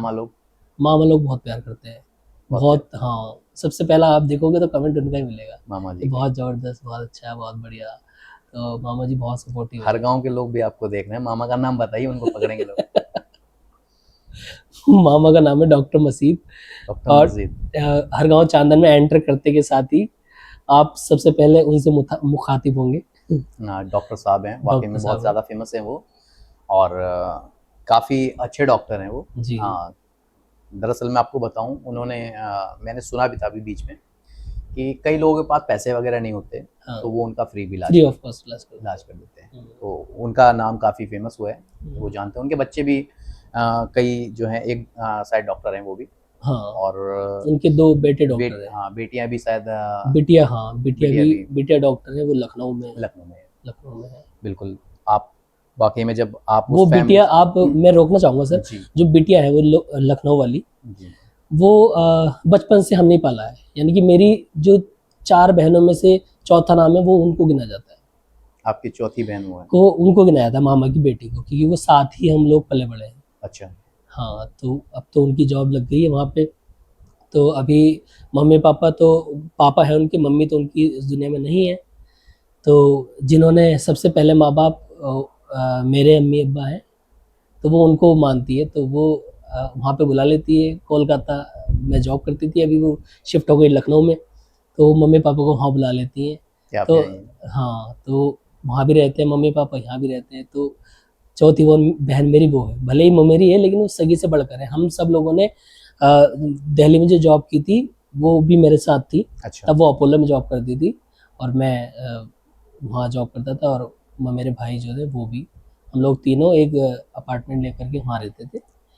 गुलफाम जी, जब आप स्टार्ट किया आपने अपना सेटअप और आप इस लाइन में आने लगे, तो कोई ऐसा मौका या ऐसा कोई व्यक्ति आपको मिला हो जिसको आप कभी ना भूल पाएँ, यार इसने वाकई में मेरी मदद करी और मैं आज यहाँ हूँ, आज कम से कम मैं अपना गाना सुनता हूँ, कहीं भी देखता हूँ तो लोग मेरा गाना सुनते हैं। कोई ऐसा व्यक्ति हो जो आप कभी ना भूल पाएँ उसे? बिल्कुल सर, एक का तो नाम नहीं लूँगा मैं, जो भी हो क्योंकि आपके। सपोर्टिव तो काफ़ी, जो भी जिन लोगों ने भी मुझे सपोर्ट किया है, मैं ज़िंदगी भर उनको नहीं भूल पाऊँगा। और जब मैंने अपना सेटअप घर पे डाला, अभी 2 साल ही हुए हैं मुझे वहाँ पे डाले हुए, तो मेरा सिस्टम सर ख़राब हो गया वहाँ पे। सिस्टम वो हैवी सिस्टम चाहिए था हैवी वो, सिस्टम चाहिए। और मेरा नया-नया काम था, नई-नई शादी हुई थी, उलझने किसी को बता नहीं सकते थे। जी। तो पिताजी की एक कमेटी चलती थी, वो मैंने, पिताजी ने तोड़ करके मुझे पैसे दिए कि अपना कंप्यूटर बनवा के आओ, जितना भी हैवी बनना है बनाओ, ये रहे पैसे। जबकि उनका कोई काम धाम नहीं है, ये समझिए आप। अब वो बस एक छोटा सा थोड़ा सा सामान रखा हुआ है वहाँ, अपने वो बैठे रहते, क्योंकि काफ़ी साल से वो बैठे हैं शॉप में, तो उन्होंने मुझे वो तोड़ करके दी कि ये कमेटी, इससे सिस्टम बनवाओ, अपना काम शुरू करो। मेरे यार दोस्त, नाम लेना चाहूँगा, सुहेल और सलमान, बहुत ज़्यादा, मतलब ये समझिए मेरे राइट हैंड और लेफ्ट हैंड, ये समझिए सर। जो भाई जैसे बढ़कर है। हाँ, बहुत ज़्यादा सपोर्टिव, बहुत ही ज़्यादा सपोर्टिव, मतलब कोई भी पीछे नहीं हटता सर। फाइनेंशियली भी अगर वीक हूँ तो मेरे बड़े भाई हमेशा साथ खड़े हैं कि अगर जो तू कर रहा है, अभी जैसे गाना हमारा चला, लेकिन इतना इनकम वगैरह कुछ बन नहीं पाया कुछ भी। और इतना जैसे हवा बनाते लोग, आने ये आ रहा है, बहुत ज़्यादा पैसा आ रहा है, इतना कुछ नहीं है, वो शायद एक वक्त के बाद बनता हो शायद। बिल्कुल।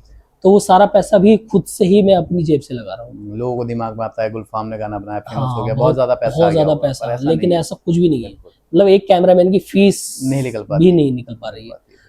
तो बड़े भाई ने सपोर्ट किया कि आप पीछे मत हटना, मैं हूँ, और जितने पैसा लग रहा है मैं लगाऊंगा, आप करो। पिता के लिए कोई गाना गाना चाहें आप अपने पिता के लिए? एक गाना है, मैं आपको बताऊं, अगर आप वो गा सके तो। हाँ, ओ माय गॉड फिल्म का गाना है, नहीं शायद हाँ, वो ओ माय गॉड का नहीं है, पिता से है नाम, पिता से है नाम। अगर आप दरे ना ना ना ना ना ना दे ना दरे ना दरे ना,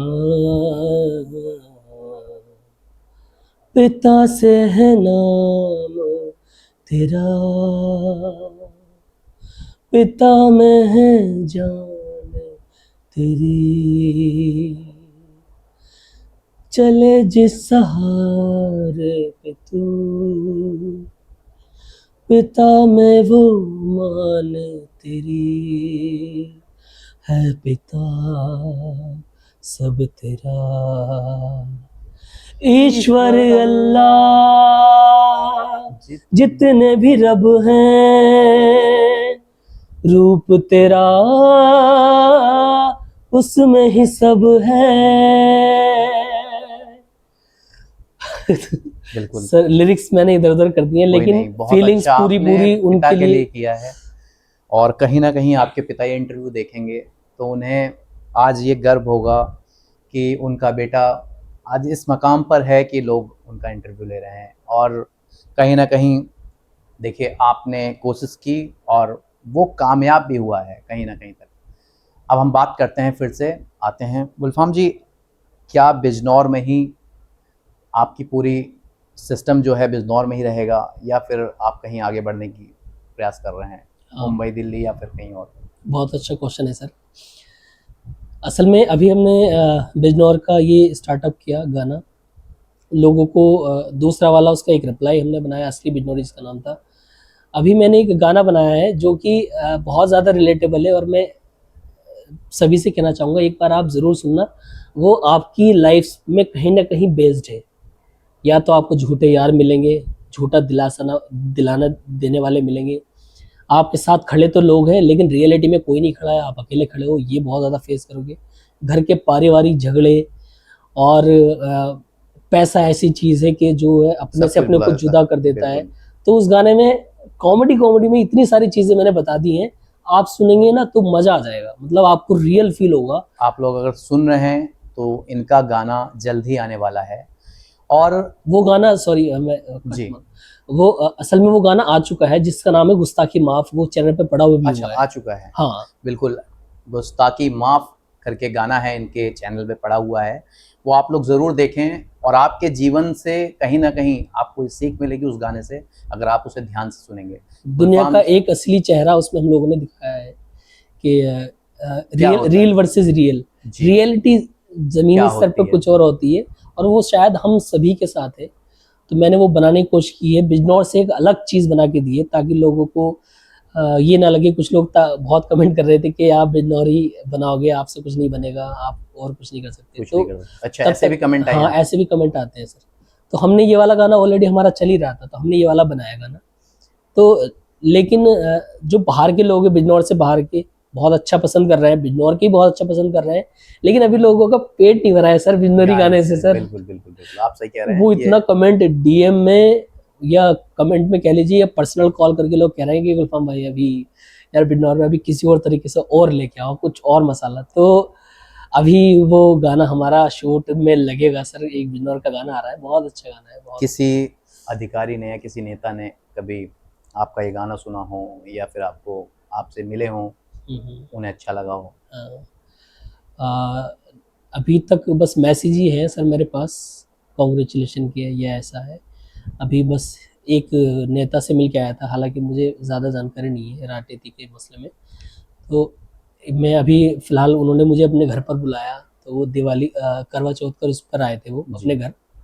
तो उन्होंने मुझे किसी के ज़रिए बुलाया कि मुझे उनसे मिलना है। और वो धामपुर के रहने वाले थे जी। उन्होंने मुझे बुलाया और बहुत मान सम्मान दिया, और कहा कि भविष्य में अगर ज़रूरत पड़े हमारी किसी चीज़ की, या आप हमारा कुछ एसेट्स यूज़ कर सकते हैं, मतलब किसी भी तरीके से अगर हम आप आए तो आप ज़रूर बताइएगा। तो बड़ा अच्छा लगा सर कि लोग सामने से आकर के इतना सपोर्ट कर रहे हैं, जिस चीज़ के लिए हम तरसते थे कि भाई आप परमिशन दे दो, हम शूट कर लेंगे, लोग मना करते थे। आज लोग कहते हैं कि आप प्लीज़ यहाँ कीजिए, आप यहाँ कीजिए, हम सपोर्ट करेंगे। तो बहुत अच्छा लगता है। क्या लगता है गुलफाम जी, आप जिस तरह से, जो मौका आपको शायद आपने खुद यहाँ बनाया, अगर कोई राजनेता जिस तरह से यहाँ पर लोकसभा सांसद भी हैं, बिजनौर में 8 विधानसभा है, 8 विधायक हैं, तो वाकई में आप जानते होंगे कि यहाँ रोज़गार की वैसे ही बहुत दिक्कत है, रोज़गार नहीं है, और इसकी मांग लगातार लोग उठाते रहते हैं कि रोज़गार होना चाहिए। रोज़गार के लिए तो आप कहते ही हैं, पर मैं फिर से यहीं आता हूँ, आपके जो कलाकार हैं, क्षेत्रीय कलाकार हैं, अब आप देख सकते हैं कि एक भोजपुरी स्टार हैं, आप जानते होंगे इन्हें, कई स्टार हैं वैसे तो, एक की बात नहीं करूँगा, कई स्टार हैं। जैसे आप सांसद भी हैं रविकिशन शुक्ला, आप मान लीजिए गोरखपुर के, फिर आपके पवन सिंह जी हैं, फिर आपके वो हो गए दिनेश लाल यादव जी हैं। वो आजमगढ़ में जब वो वहाँ पर सांसद बने, तो उन्होंने वहाँ पर एक क्षेत्रीय कलाकारों के लिए वहाँ पे शूटिंग की व्यवस्था कराई, और खुद भी अपनी फिल्में उनमें वहाँ वहीं शूट करने लगे आजमगढ़ में। अब वो वहाँ सांसद नहीं है, तो फिर भी उन्होंने एक वहाँ की जनता को एक प्लेटफॉर्म दे दिया। आपको क्या लगता है कि यहाँ जिस तरह से नेता लोग हैं, क्या उन लोगों को बिजनौर के कलाकारों के लिए कुछ करना चाहिए? सर, कला का क्षेत्र किसी भी जगह पर हो, कहीं भी किसी भी प्रदेश में हो, जगह या बाहर हो, कला को एक कला प्रदर्शन के लिए एक जगह चाहिए ही चाहिए होती है। चाहे खेल का मैदान हो या फिर ये कहिए कि कलाकार को सिर्फ फाइनेंशियली वीक तो होता ही है ज़्यादातर। जी। फाइनेंशियली वीक होता है तो उसको ऐसी जगह चाहिए कि मतलब जहाँ पे वो अपना प्रदर्शन कर सके। अब अगर हम अपने क्षेत्र की बात करें तो एक फ़िल्म सिटी, ये तो बड़ी बात हो जाएगी, हालाँकि ये इम्पॉसिबल वाली बात है जी। कि जैसे हम लोग शूट करने के लिए दिल्ली जाते हैं या मुंबई जाते हैं, वहाँ प्री रेंटेड लोकेशन होती है, हम वहाँ जाकर पैसे देते हैं, बिल्कुल। इतना दूर जाते हैं और फिर वहाँ पे आर्टिस्ट हायर करते हैं। अगर ऐसा कुछ हमारे यहाँ पे एक सेटअप ऐसा मिल जाए कि लोगों को प्री वेडिंग शूट करने के लिए इतनी दूर दूर जाते हैं, वो यहीं पर होने लगे, तो आप यकीन मानिएगा सर, इतने कलाकार हैं ना बिजनौर में, एक भी बंदा अपने क्षेत्र से बाहर नहीं जाएगा।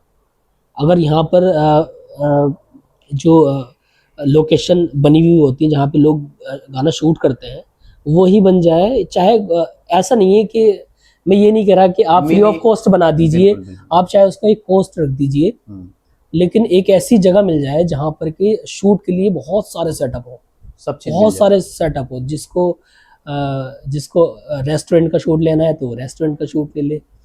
तो एक अच्छा सा मैदान चाहिए उसके लिए, और बस एक इन्वेस्टर चाहिए, और बस एक गल्ले पे बैठना है और पैसे गिनने हैं सर।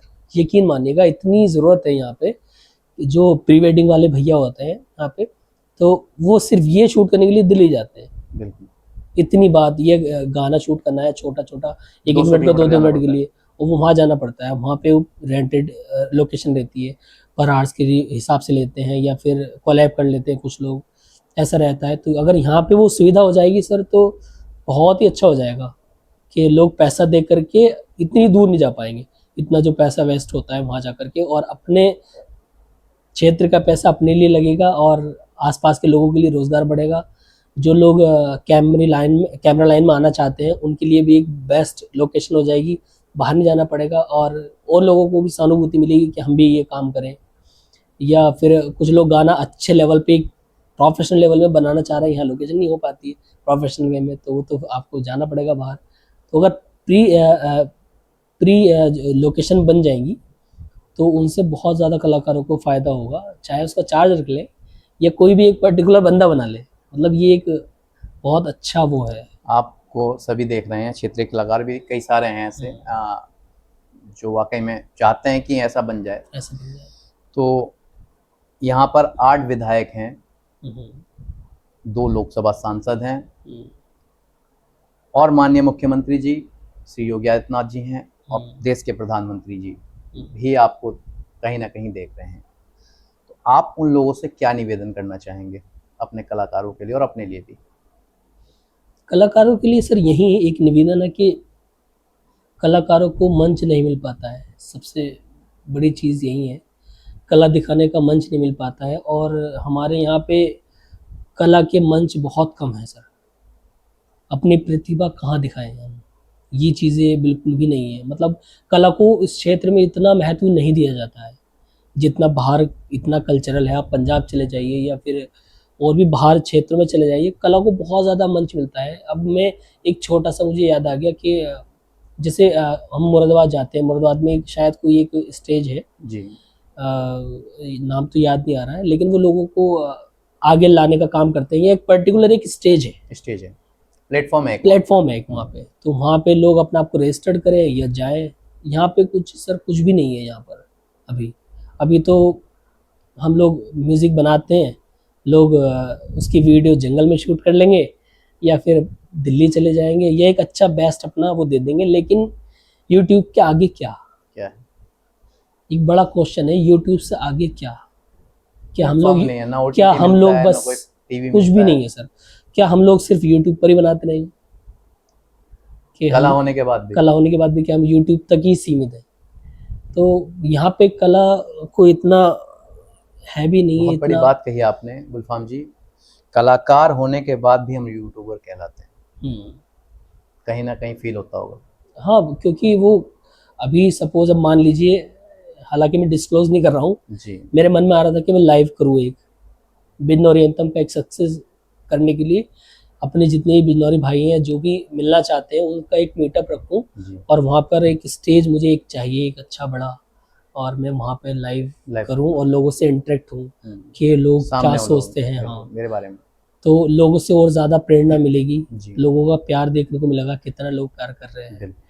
तो अब इस चीज़ के लिए सर सोचना पड़ेगा कि हम कहाँ पे ये एक अच्छा बड़ा कर पाएँ। ऐसा कुछ है ही नहीं, कहीं भी कुछ नहीं है। तो फिर एट द एंड यही आता है कि एक मंडप पकड़ लीजिए, वहाँ पे स्टेज बना हुआ है, वहाँ पे लोग आ जाएंगे। नहीं सर, ऐसा नहीं होता। लोग इकट्ठा करना वहाँ मुश्किल है, वो मुश्किल है। तो हालांकि कोई ऑप्शन भी नहीं है और बुराई भी नहीं है कोई करने में, हालांकि तो कहीं से तो स्टार्ट हो गई। आप कहना चाह रहे थे नेताओं से या फिर हाँ, माननीय मुख्यमंत्री जी से और प्रधानमंत्री से? एक कला का मंच अगर जिला बिजनौर में ऐसा मिल जाए कलाकारों को जहाँ पे प्रतिभाएं आगे आएँ, और मैं तो एक बहुत छोटा सा पार्ट हूँ, मुझसे और भी बहुत ज़्यादा लोग शायद अंदर घुट रहे हैं या फिर कला दिखाने के लिए उनके पास चीज़ें नहीं हैं। हालांकि अब यूट्यूब आ चुका है, लेकिन यूट्यूब तक ही सीमित रहना सही नहीं है मेरे हिसाब से। एक स्टेज अगर मिल जाएगा तो कलाकारों को इतनी सहानुभूति, इतना मोटिवेशन मिलेगा, कला को और आगे बिजनौर लेकर के चलेगा। और बिजनौर में कूट कूट करके कला भरी हुई है। अगर बिजनौरी, आपने बताया सर कि मैं महाराष्ट्र में रहता था और वहाँ पे वो अपनी महाराष्ट्र वाली भाषा तो नहीं सिखा पाया, लेकिन मैं बिजनौरी सिखा पाया, तो ये कला है सर। बिल्कुल। तो हम लोग अगर एक्चुअली देखिए, महाराष्ट्र अपने में बहुत ज़्यादा मिठास रखता है, ऐसा नहीं है। हाँ, पर कहने का मतलब यह है कि मैंने कोशिश की उन्होंने हाँ, सिखाने की मुझे, तो एक नहीं एक, मैं सीख नहीं पाया। आपकी कला ने उन पे इतनी छाप छोड़ी, आपके बोलने के लहजे पे, या यूं कहिए कि इतना प्यार उनको दिया कि वो बिजनौरी वाला रिएक्शन उनका आने लगा उधर से। तो ये अगर हम इस लाइन में इतने इम्पैक्टफुल है, अगर बिजनौरी इतना इम्पैक्टफुल है कि किसी को बिजनौरी बना सकता है, तो बहुत कुछ कर सकता है, और वो रियलिटी में है। यहाँ पे बहुत प्रतिभाएं ऐसी है कि अगर आप यहीं से अगर म्यूजिक इंडस्ट्री या एक फिल्म इंडस्ट्री शुरू कर दी जाए तो पहाड़ से किसी को लाने की जरूरत नहीं है। यहाँ पे बहुत अच्छे से अच्छा कैमरामैन है, बहुत बढ़िया बढ़िया डायरेक्टर है, कलाकार इस कदर है बिजनौर में, और इंटरनेशनल लेवल तक कर है। अच्छा। और मतलब ये समझिए हर कला में निपुण बिजनौर में कहीं ना कहीं से आपको मिल जाएंगे, बस उनको मौका नहीं मिलता। बस उनको मौका नहीं है, तो जाहिर सी बात है वो बाहर जाएंगे, बाहर प्रतिभा दिखाएंगे अपनी, तो फिर वो एक तरह से बिजनौर ही रह जाएगा। कई ऐसे बड़े बड़े कलाकार हैं जो वाकई में बिजनौर पे हैं। हाँ, पर वाकई में अगर वो यहीं रहते यहीं तो रहते उन्हें मौका नहीं मिलता। गुलफाम क्या सोच रहे हैं, बिजनौर में ही रहना है या फिर मुंबई, दिल्ली, या कहीं आप ट्राई करेंगे कहीं? अभी तो सर ऐसा कोई प्लानिंग नहीं है, अभी वक्त जैसा जैसा लेके जाएगा आगे, वक्त के हिसाब से चलेंगे सर, क्योंकि वक्त से पहले कहा जाता है कोई भी चीज़ नहीं मिलती। अगर मिलनी हो जाती तो बिजनौरी एंथम 4 साल पहले मैंने बना दिया होता शायद। तो वक्त जब जब जो बोलेगा वक्त के हिसाब से चीज़ें चलेंगी, और जैसा ऊपर वाला लेके जाएगा वैसे करेंगे। हम ज़्यादा बड़ी बात नहीं कहते, शायद मैं यहीं तक ही सीमित रह जाऊँ, इससे आगे कुछ ना कर पाऊँ। मतलब एक होता है सर, आप कुछ नहीं कर पाते, ऊपर वाले की लाठी से आगे आप नहीं चल पाएंगे। तो और ऐसा भी हो सकता है कि बिजनौर में और भी कलाकार उभर के आए और हम लोग सब साथ चले और एक नई उड़ान मिले कि हाँ, ऐसा भी हो सकता है, कुछ बड़ा भी हो सकता है और कुछ हो भी नहीं सकता शायद। तो उसमें कहना ना कहना अभी इम्पॉसिबल है। बस अभी तो हम फ्लो के साथ बह रहे हैं और जो मन में इच्छाएं हैं वो सारी पूरी कर रहे हैं, और लोगों का प्यार मिलता रहेगा तो बड़ी से बड़ी चीज़ करते चले जाएंगे। लोगों का प्यार मिलेगा तो कहाँ पहुँच जाएंगे। बचपन में क्या बनना चाहते थे, गायक या फिर? बचपन में तो सर ऐसा कुछ नहीं था कि ये बनना है वो बनना है, ऐसा कुछ नहीं था। बस 8th-9th क्लास से बंदों को थोड़ा ये होना, थोड़ी सी समझ आनी शुरू हो जाती है, तो तब से मेरे दिमाग में तो ये था कि कंप्यूटर वाली लाइन में जाना है। बस वही आपने सोचा? हाँ, मुझे कंप्यूटर वाली लाइन में जाना है, कंप्यूटर सीखना है, कंप्यूटर करना है, कंप्यूटर। आने वाली प्लानिंग आपकी क्या क्या है? आने वाली प्लानिंग बहुत अच्छी प्लानिंग है, लोगों को मज़ा आ जाएगा, बहुत अच्छी चीज़ें हैं। अभी एक हम पहली बार मैं यहाँ पे डिस्क्लोज कर देता हूँ। जी बिल्कुल। अभी एक गाना हमारा ये गुस्ताखी माफ लोगों को इतना पसंद नहीं आया क्योंकि लोग अभी बिजनौरी सुनना चाह रहे हैं। हाँ, कि क्योंकि अभी वो डूबना हाँ, मजे में सुनना चाहते हैं, अभी वो डूबना थोड़ा नहीं सा हाँ डूबे हुए हैं उसमें, खुमार में है। तो कोई प्रॉब्लम नहीं है, हम बनाएंगे अगर लोग सुनना चाह रहे हैं तो बिजनौर पे एक रोमांटिक सॉन्ग हम ला रहे हैं चाहते। अब जो है, तो उसका शूट स्टार्ट होने वाला है, वो करेंगे। उसके बाद फिर एक धमाका है, वो उसका भी लगभग वो बियॉन्ड कब है। तक आ जाएगा? ये वाला गाना तो इसका तो कुछ कह नहीं सकते, अभी कुछ आर्टिस्टों को लेकर के बात चल रही है जी। तो उनको इन्वॉल्व कर रहे हैं हम लोग इसमें।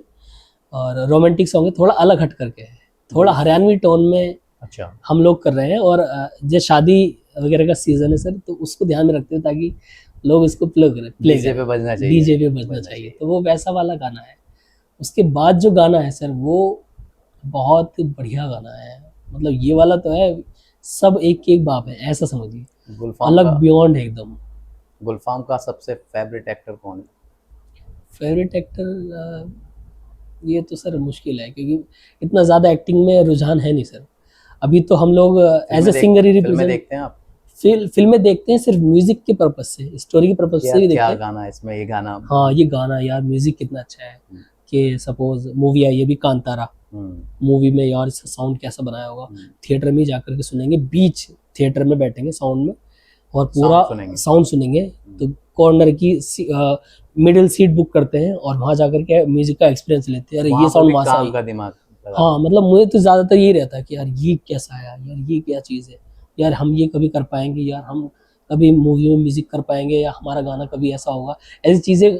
मतलब वहाँ जाकर के ना मोटिवेशन बहुत अच्छा हो जाता है। अगर मैं ये कहिए कि टूट रहा हूँ जी, तो सबसे बढ़िया है अपना आपको मोटिवेशन देने के लिए मूवी देखिए, उनमें जाकर के साउंड सुनिए। मतलब एक म्यूजिशियन के लिए या सिंगर के लिए, मैं म्यूजिक भी बनाता हूँ तो मेरा रुझान दो साइड रहता है। तो मैं म्यूजिक सुनता हूँ, अच्छा म्यूजिक कि यार ये अच्छा, अरे ये तो वो चीज़ है, अरे इसको ऐसे कर सकते हैं, यार इसको अरे ये वहाँ ट्राई करता हूँ, मैं अपने में ट्राई करके देखता हूँ, कुछ बनाता हूँ। उस बॉलीवुड लेवल का नहीं बनेगा लेकिन किसी लेवल के आसपास तो आएगा, बिल्कुल। इसको करके देखते हैं। गुलफाम ने कभी इंडियन आइडल या फिर तमाम ऐसे प्लेटफॉर्म हैं जहाँ पर कई ऐसे कलाकार हैं, गायक हैं जो गए और उन्हें वहाँ से रिजेक्ट कर दिया गया, पर वो आज फेमस हैं, आप भी जानते होंगे, कई सारे हैं, बहुत सारे। जुबिन नौटियाल जी गए थे, उन्हें भी आपको पता है मौका नहीं मिला। और ऐसे अरिजीत सिंह, तमाम जो ऐसे सिंगर हैं उन्हें रिजेक्ट कर दिया गया, पर आज वो उनका नाम है। तो गुलफाम ने कभी ट्राई किया? मैंने फर्स्ट अपना सिर्फ वही दिया था जो मैंने बताया, बहन ने मुझे 350 रुपये दिए थे और मैंने 350 रुपये में गुलफाम ने बिजनौरी एंथम आज फेमस कर दिया है। मतलब वो सीधी सीधी बात है कि घर की लक्ष्मी के पैसे से बहनी आपकी हुई, लक्ष्मी हुई, और उस पैसे से आप आगे बढ़े। और आज वाकई में पैसा तो नहीं कमाया, पर आपने नाम आज जनता के बीच अपने अपने छाप छोड़ी है। और आपने बताया कि आपकी एक बेटी हुई, उसके बाद बहुत ही अच्छा एक दूसरी लक्ष्मी आपके घर में आई। बिल्कुल सर। पत्नी का कैसा रोल रहा आपके जीवन में? पत्नी बहुत ज़्यादा सपोर्टिव है, और एक शादी के बाद एक डर रहता था कि शायद एक्सेप्ट ना करें, मतलब ये चीज़, क्योंकि किसी और नज़रिए से देखा जाता है इन चीज़ों को, लेकिन वो बिल्कुल भी ऐसी नहीं है, वो बहुत ज़्यादा सपोर्टिव है। और गाना बनता है तो उनको सुनाया जाता है क्या आप सुनिए कि बताना क्या कमी बताओ, कमी बताओ, तो वो सुन करके बताती हैं इसमें ये कर लो, इसमें ये कर लो, अब सही लग रहा है, बढ़िया लग रहा है। तो राय मशवरे से ही काम होता है। मैं सुनाता हूँ सबको, अपने भाई को सुनाता हूँ, सबको सुनाता हूँ मैं गाना। क्या कमी है? हाँ, अपने लोगों को सुनाता हूँ मैं, सबसे पहले रिएक्शन उन्हीं से लेता हूँ मैं, उन सभी के रिएक्शन इक्वल है, हाँ सभी के रिएक्शन इक्वल है, तो उसको फिर रिलीज कर देते हैं। जब बिजनौरी एंथम आपका रिलीज हुआ, दिमाग में क्या चल रहा था?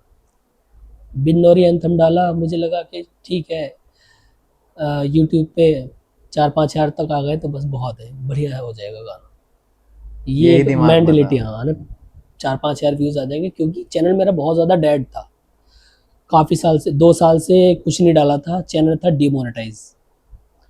पहले मोनेटाइज था, डीमोनेटाइज था चैनल, तो डीमोनेटाइज हो गया था वो। हाँ पड़े वीडियो पड़े नहीं पड़े डली थी। कुछ नहीं डला था, तो मैंने धामपुर का छोरा डाला, लोगों को थोड़ा रुझान हुआ। उस वक्त वो भी नहीं चल पाया था, लेकिन लोगों को कॉल बहुत आया था। 20-30 हज़ार के आसपास वो चल पाया, और मेरे लिए वो बहुत ज्यादा थे, बहुत ज्यादा थे, क्योंकि 2 साल से जो चैनल बंद है और उन पे व्यूज नहीं आ रहे हैं, वो अचानक से वो आ जाए 15-20 हज़ार, तो अरे यार ये तो बहुत ज्यादा हो गए। फिर बिजनौरी अंतम हमने डाला, तो हमने अनुमान लगाया कि यार ये 5-10 हज़ार मतलब आसपास तो जाएगा यार, जाएगा। तो लेकिन वो इंस्टाग्राम पे जैसे ही डाला सर, उसने आग लगा दी सर। डलते के साथ ही लोगों ने जो शेयर किया, जो प्यार दिया, इतना प्यार दिया लोगों ने कि मुझे लगता मैं सर इतना मेंशन किया कि मैं मेंशन में लाइन आती है बहुत सारी, वो ख़त्म हो चुकी थी सर। मेंशन में इतना लोगों ने मेंशन किया, मुझे वो स्टेटस पे लगाया कि मैं देख भी नहीं पा रहा था स्टेटस, किस का स्टेटस लगाऊं मैं, और इतना शेयरिंग जा रहा था, मेरा मोबाइल ऐसा हो रहा था सर, हैंग सा हो जाता है, इतना नोटिफिकेशन। जो डैड, वो भी डैड चैनल था एक तरह से, तो उस पर जैसे नोटिफिकेशन आनी शुरू हुई, तो वो 2 दिन में मिलियन पार हो गया, 1 मिलियन। खुशी का ठिकाना नहीं तो वो अभी खुशी तो हो रही है, लेकिन अभी लोग यूट्यूब पे नहीं पहुंच पा रहे हैं, इंस्टाग्राम पे तो चल गया। रिएक्शन की भी हमें लोगों को पता नहीं है कि बाहर से रिएक्शन क्या आ रहा है, तो अभी तो नॉर्मल लाइफ चल रही थी कि 1 मिलियन हो गए, चलो कोई दिक्कत नहीं। हमने एक छोटा सा, हम गए चांदपुर में, वहाँ लोगों ने पहचान लिया। फर्स्ट टाइम वहाँ सेल्फी हुई। एक वो बिजनौरी रेस्टोरेंट करके है जो बहुत ज़्यादा फेमस है, तो हम उनसे मिलने गए कि उनसे मिलने चल रहे हैं, चलो मिल के आते हैं। हाँ, हमने उड़द चावल का जिक्र किया, उनसे मिल के आते हैं कि देखो हमने ना, आप ओरिजिनल ओजी आप हैं, कि आपने बिजनौर में उड़द चावल वाला डायलॉग फेमस किया है कि मंडे में उड़द चावल हो रहा होगा, वो नहीं हो तो एक स्लैंग है उनका। तो उनसे मिलने गए कि बस आपसे मिलना था, और उनसे मिले। वहाँ पे सबसे पहली सेल्फी वहाँ हुई है, लोगों ने पहचान लिया वहाँ पे, क्योंकि वहाँ क्रिएटर ही आते थे ज़्यादातर। वहाँ लोगों ने पहचाना और सेल्फी वगैरह हुई, तब लगा कि यार ये 1 मिलियन का कुछ तो मसला है, मतलब लोगों तक रियल पहुँचा है, मैसेज पहुँचा है। तो वो अगले दिन 2 मिलियन, मतलब वो धीरे धीरे ऐसे करके वो चलता रहा, और वो अभी भी चल रहा है सर, मज़ा आ रहा है, अभी भी चल रहा है सर वो। और वो जैसे ही चला, लोगों ने सर्च आउट करना शुरू किया यूट्यूब पर कि कौन है, तो वहाँ पे व्यूज़ आना शुरू हुआ, और लोगों ने रील काट के लगाई इतनी, बहुत, मतलब अभी भी लोग इतना प्यार कर रहे हैं कि रील बना के भेजते हैं मुझको, और कुछ लोग रील बना रहे हैं, उनका भी मतलब अच्छा रेस्पॉन्स आ रहा है। रील बना रहे हैं तो लोग, जिन लोगों ने नहीं सुना वो भी सुन रहे हैं। मेन पर्पस सिर्फ सुनाना है, ना कि ये कि आकर के व्यूज़ बढ़ाओ, या आप तक पहुंच जानी चाहिए और आप हमसे, हमारे दिल से दिल तक कनेक्ट हो जाओ, बस इससे बड़ी व्यूज़ और इससे बड़ी कमाई कुछ नहीं है। इन जो गाने में आपने सीन जो लाए हैं आप, हाँ।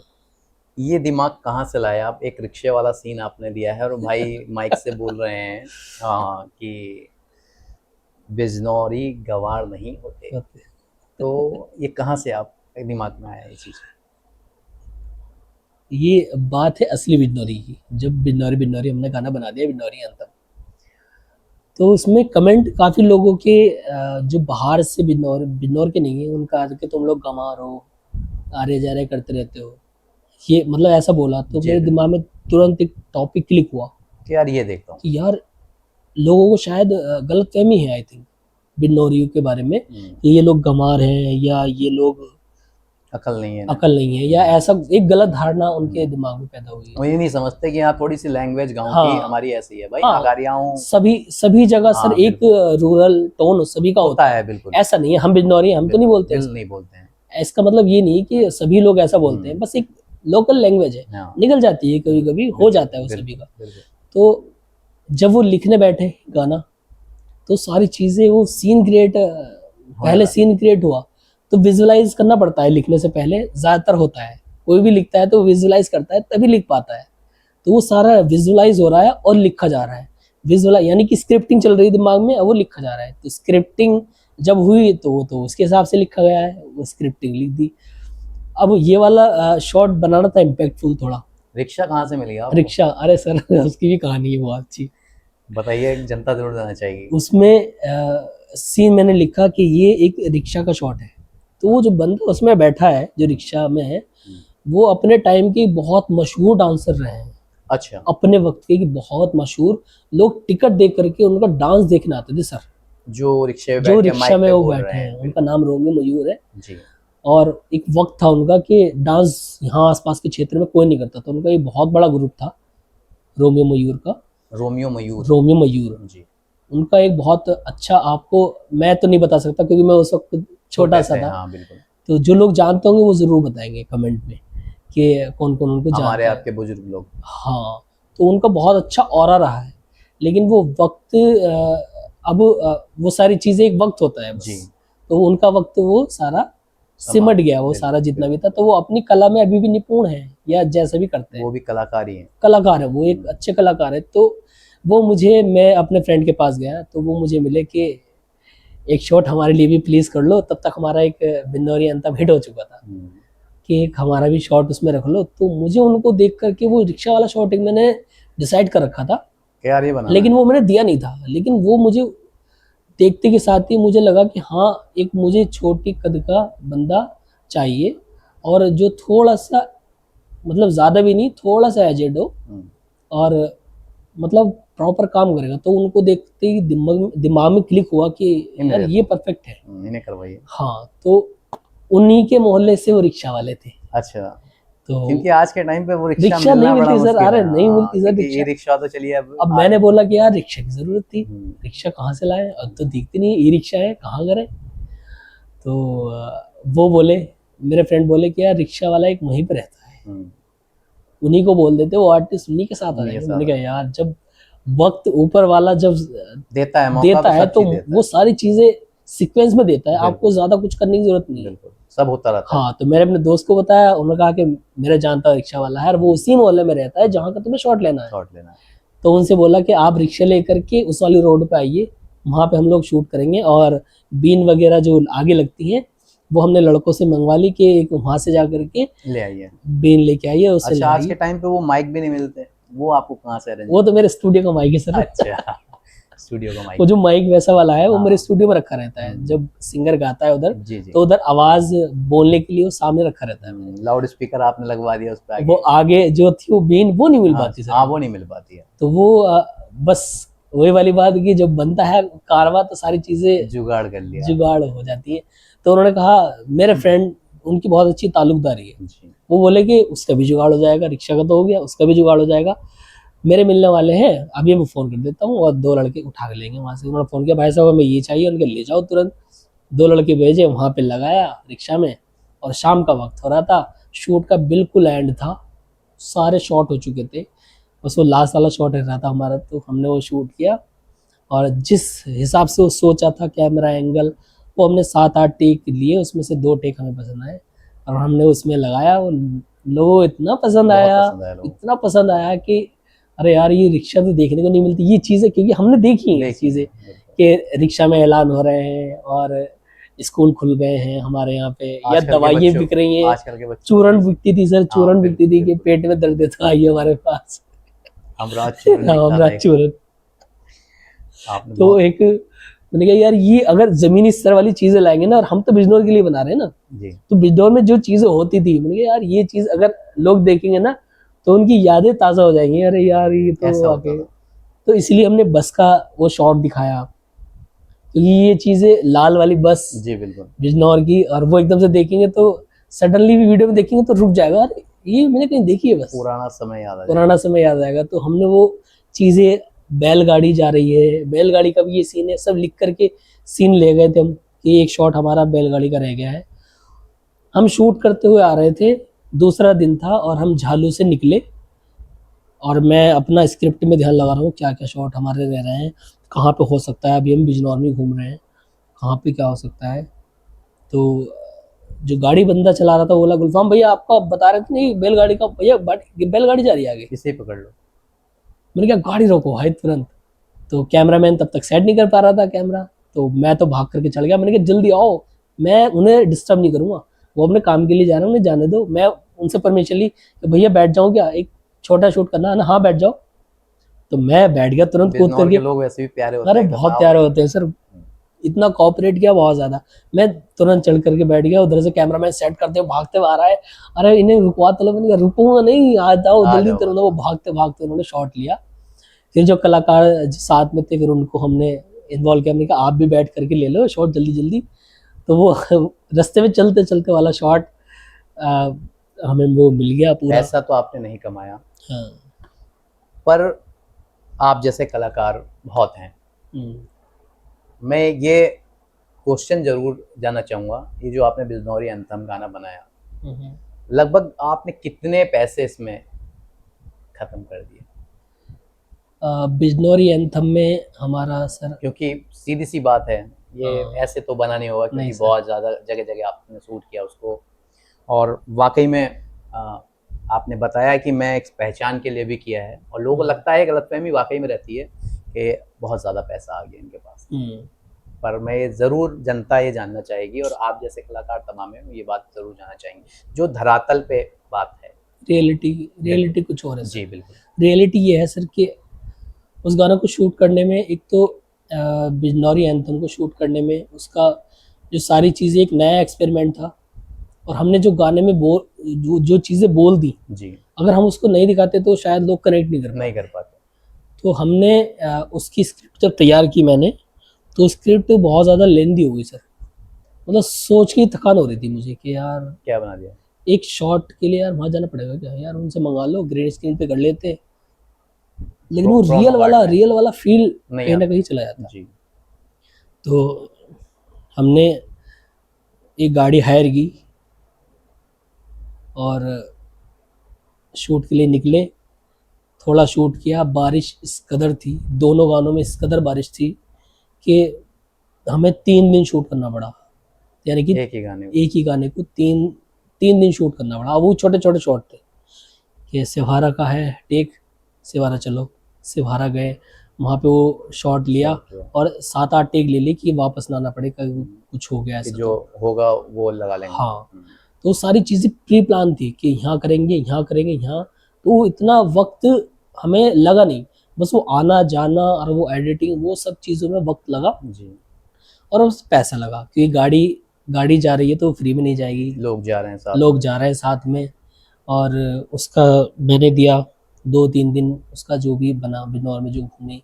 फिर कैमरामैन एक दिन में नहीं करता, कोई नहीं कर पाता, तो उन्होंने वो किया। और म्यूज़िक का तो मेरा अपना है, तो उसमें तो मेरी मेहनत ही लगी हुई है एक तरह से, ये गई है, तो उसमें तो कोई पैसा नहीं गया मेरा। मुझे एक प्लस पॉइंट ये है कि मैंने अपने आप को इतने साल लगा के इस काबिल बनाया है कि मैं एक गाना तैयार कर सकूं।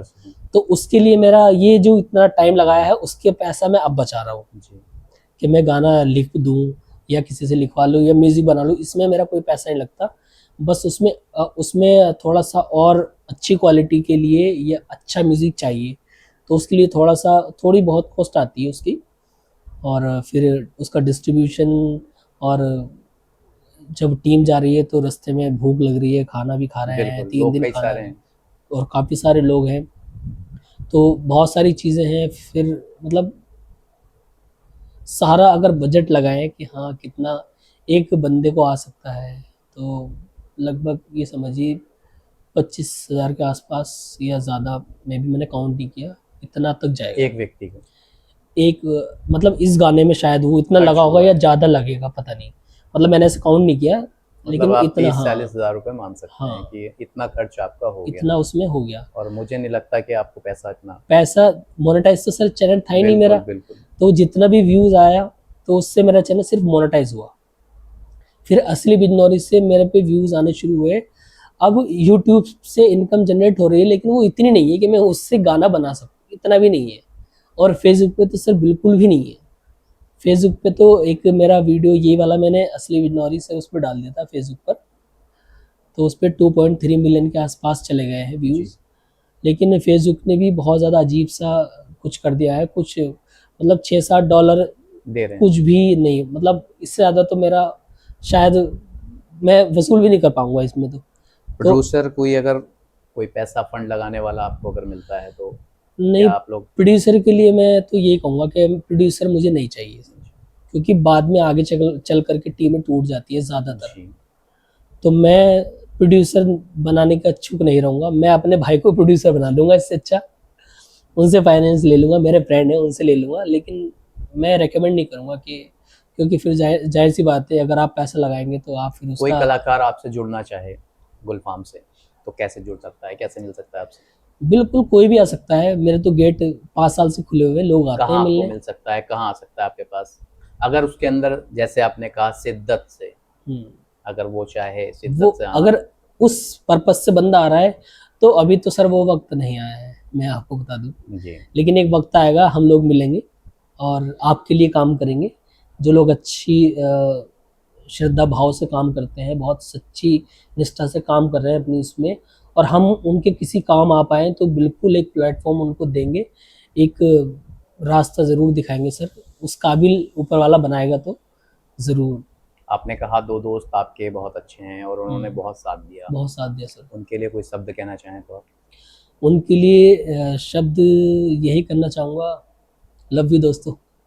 अगर आप साथ नहीं हो तो शायद मुझे बहुत ज़्यादा अकेला फील होता है, क्योंकि मैं ज़्यादा किसी से मतलब इंटरेक्ट करता हुआ थोड़ा सा हेजिटेट होता हूँ, मैं ज़्यादा बोल नहीं पाता किसी के सामने, या मतलब एक रहता है ना कि इंटरेक्ट नहीं कर पाता ज़्यादा।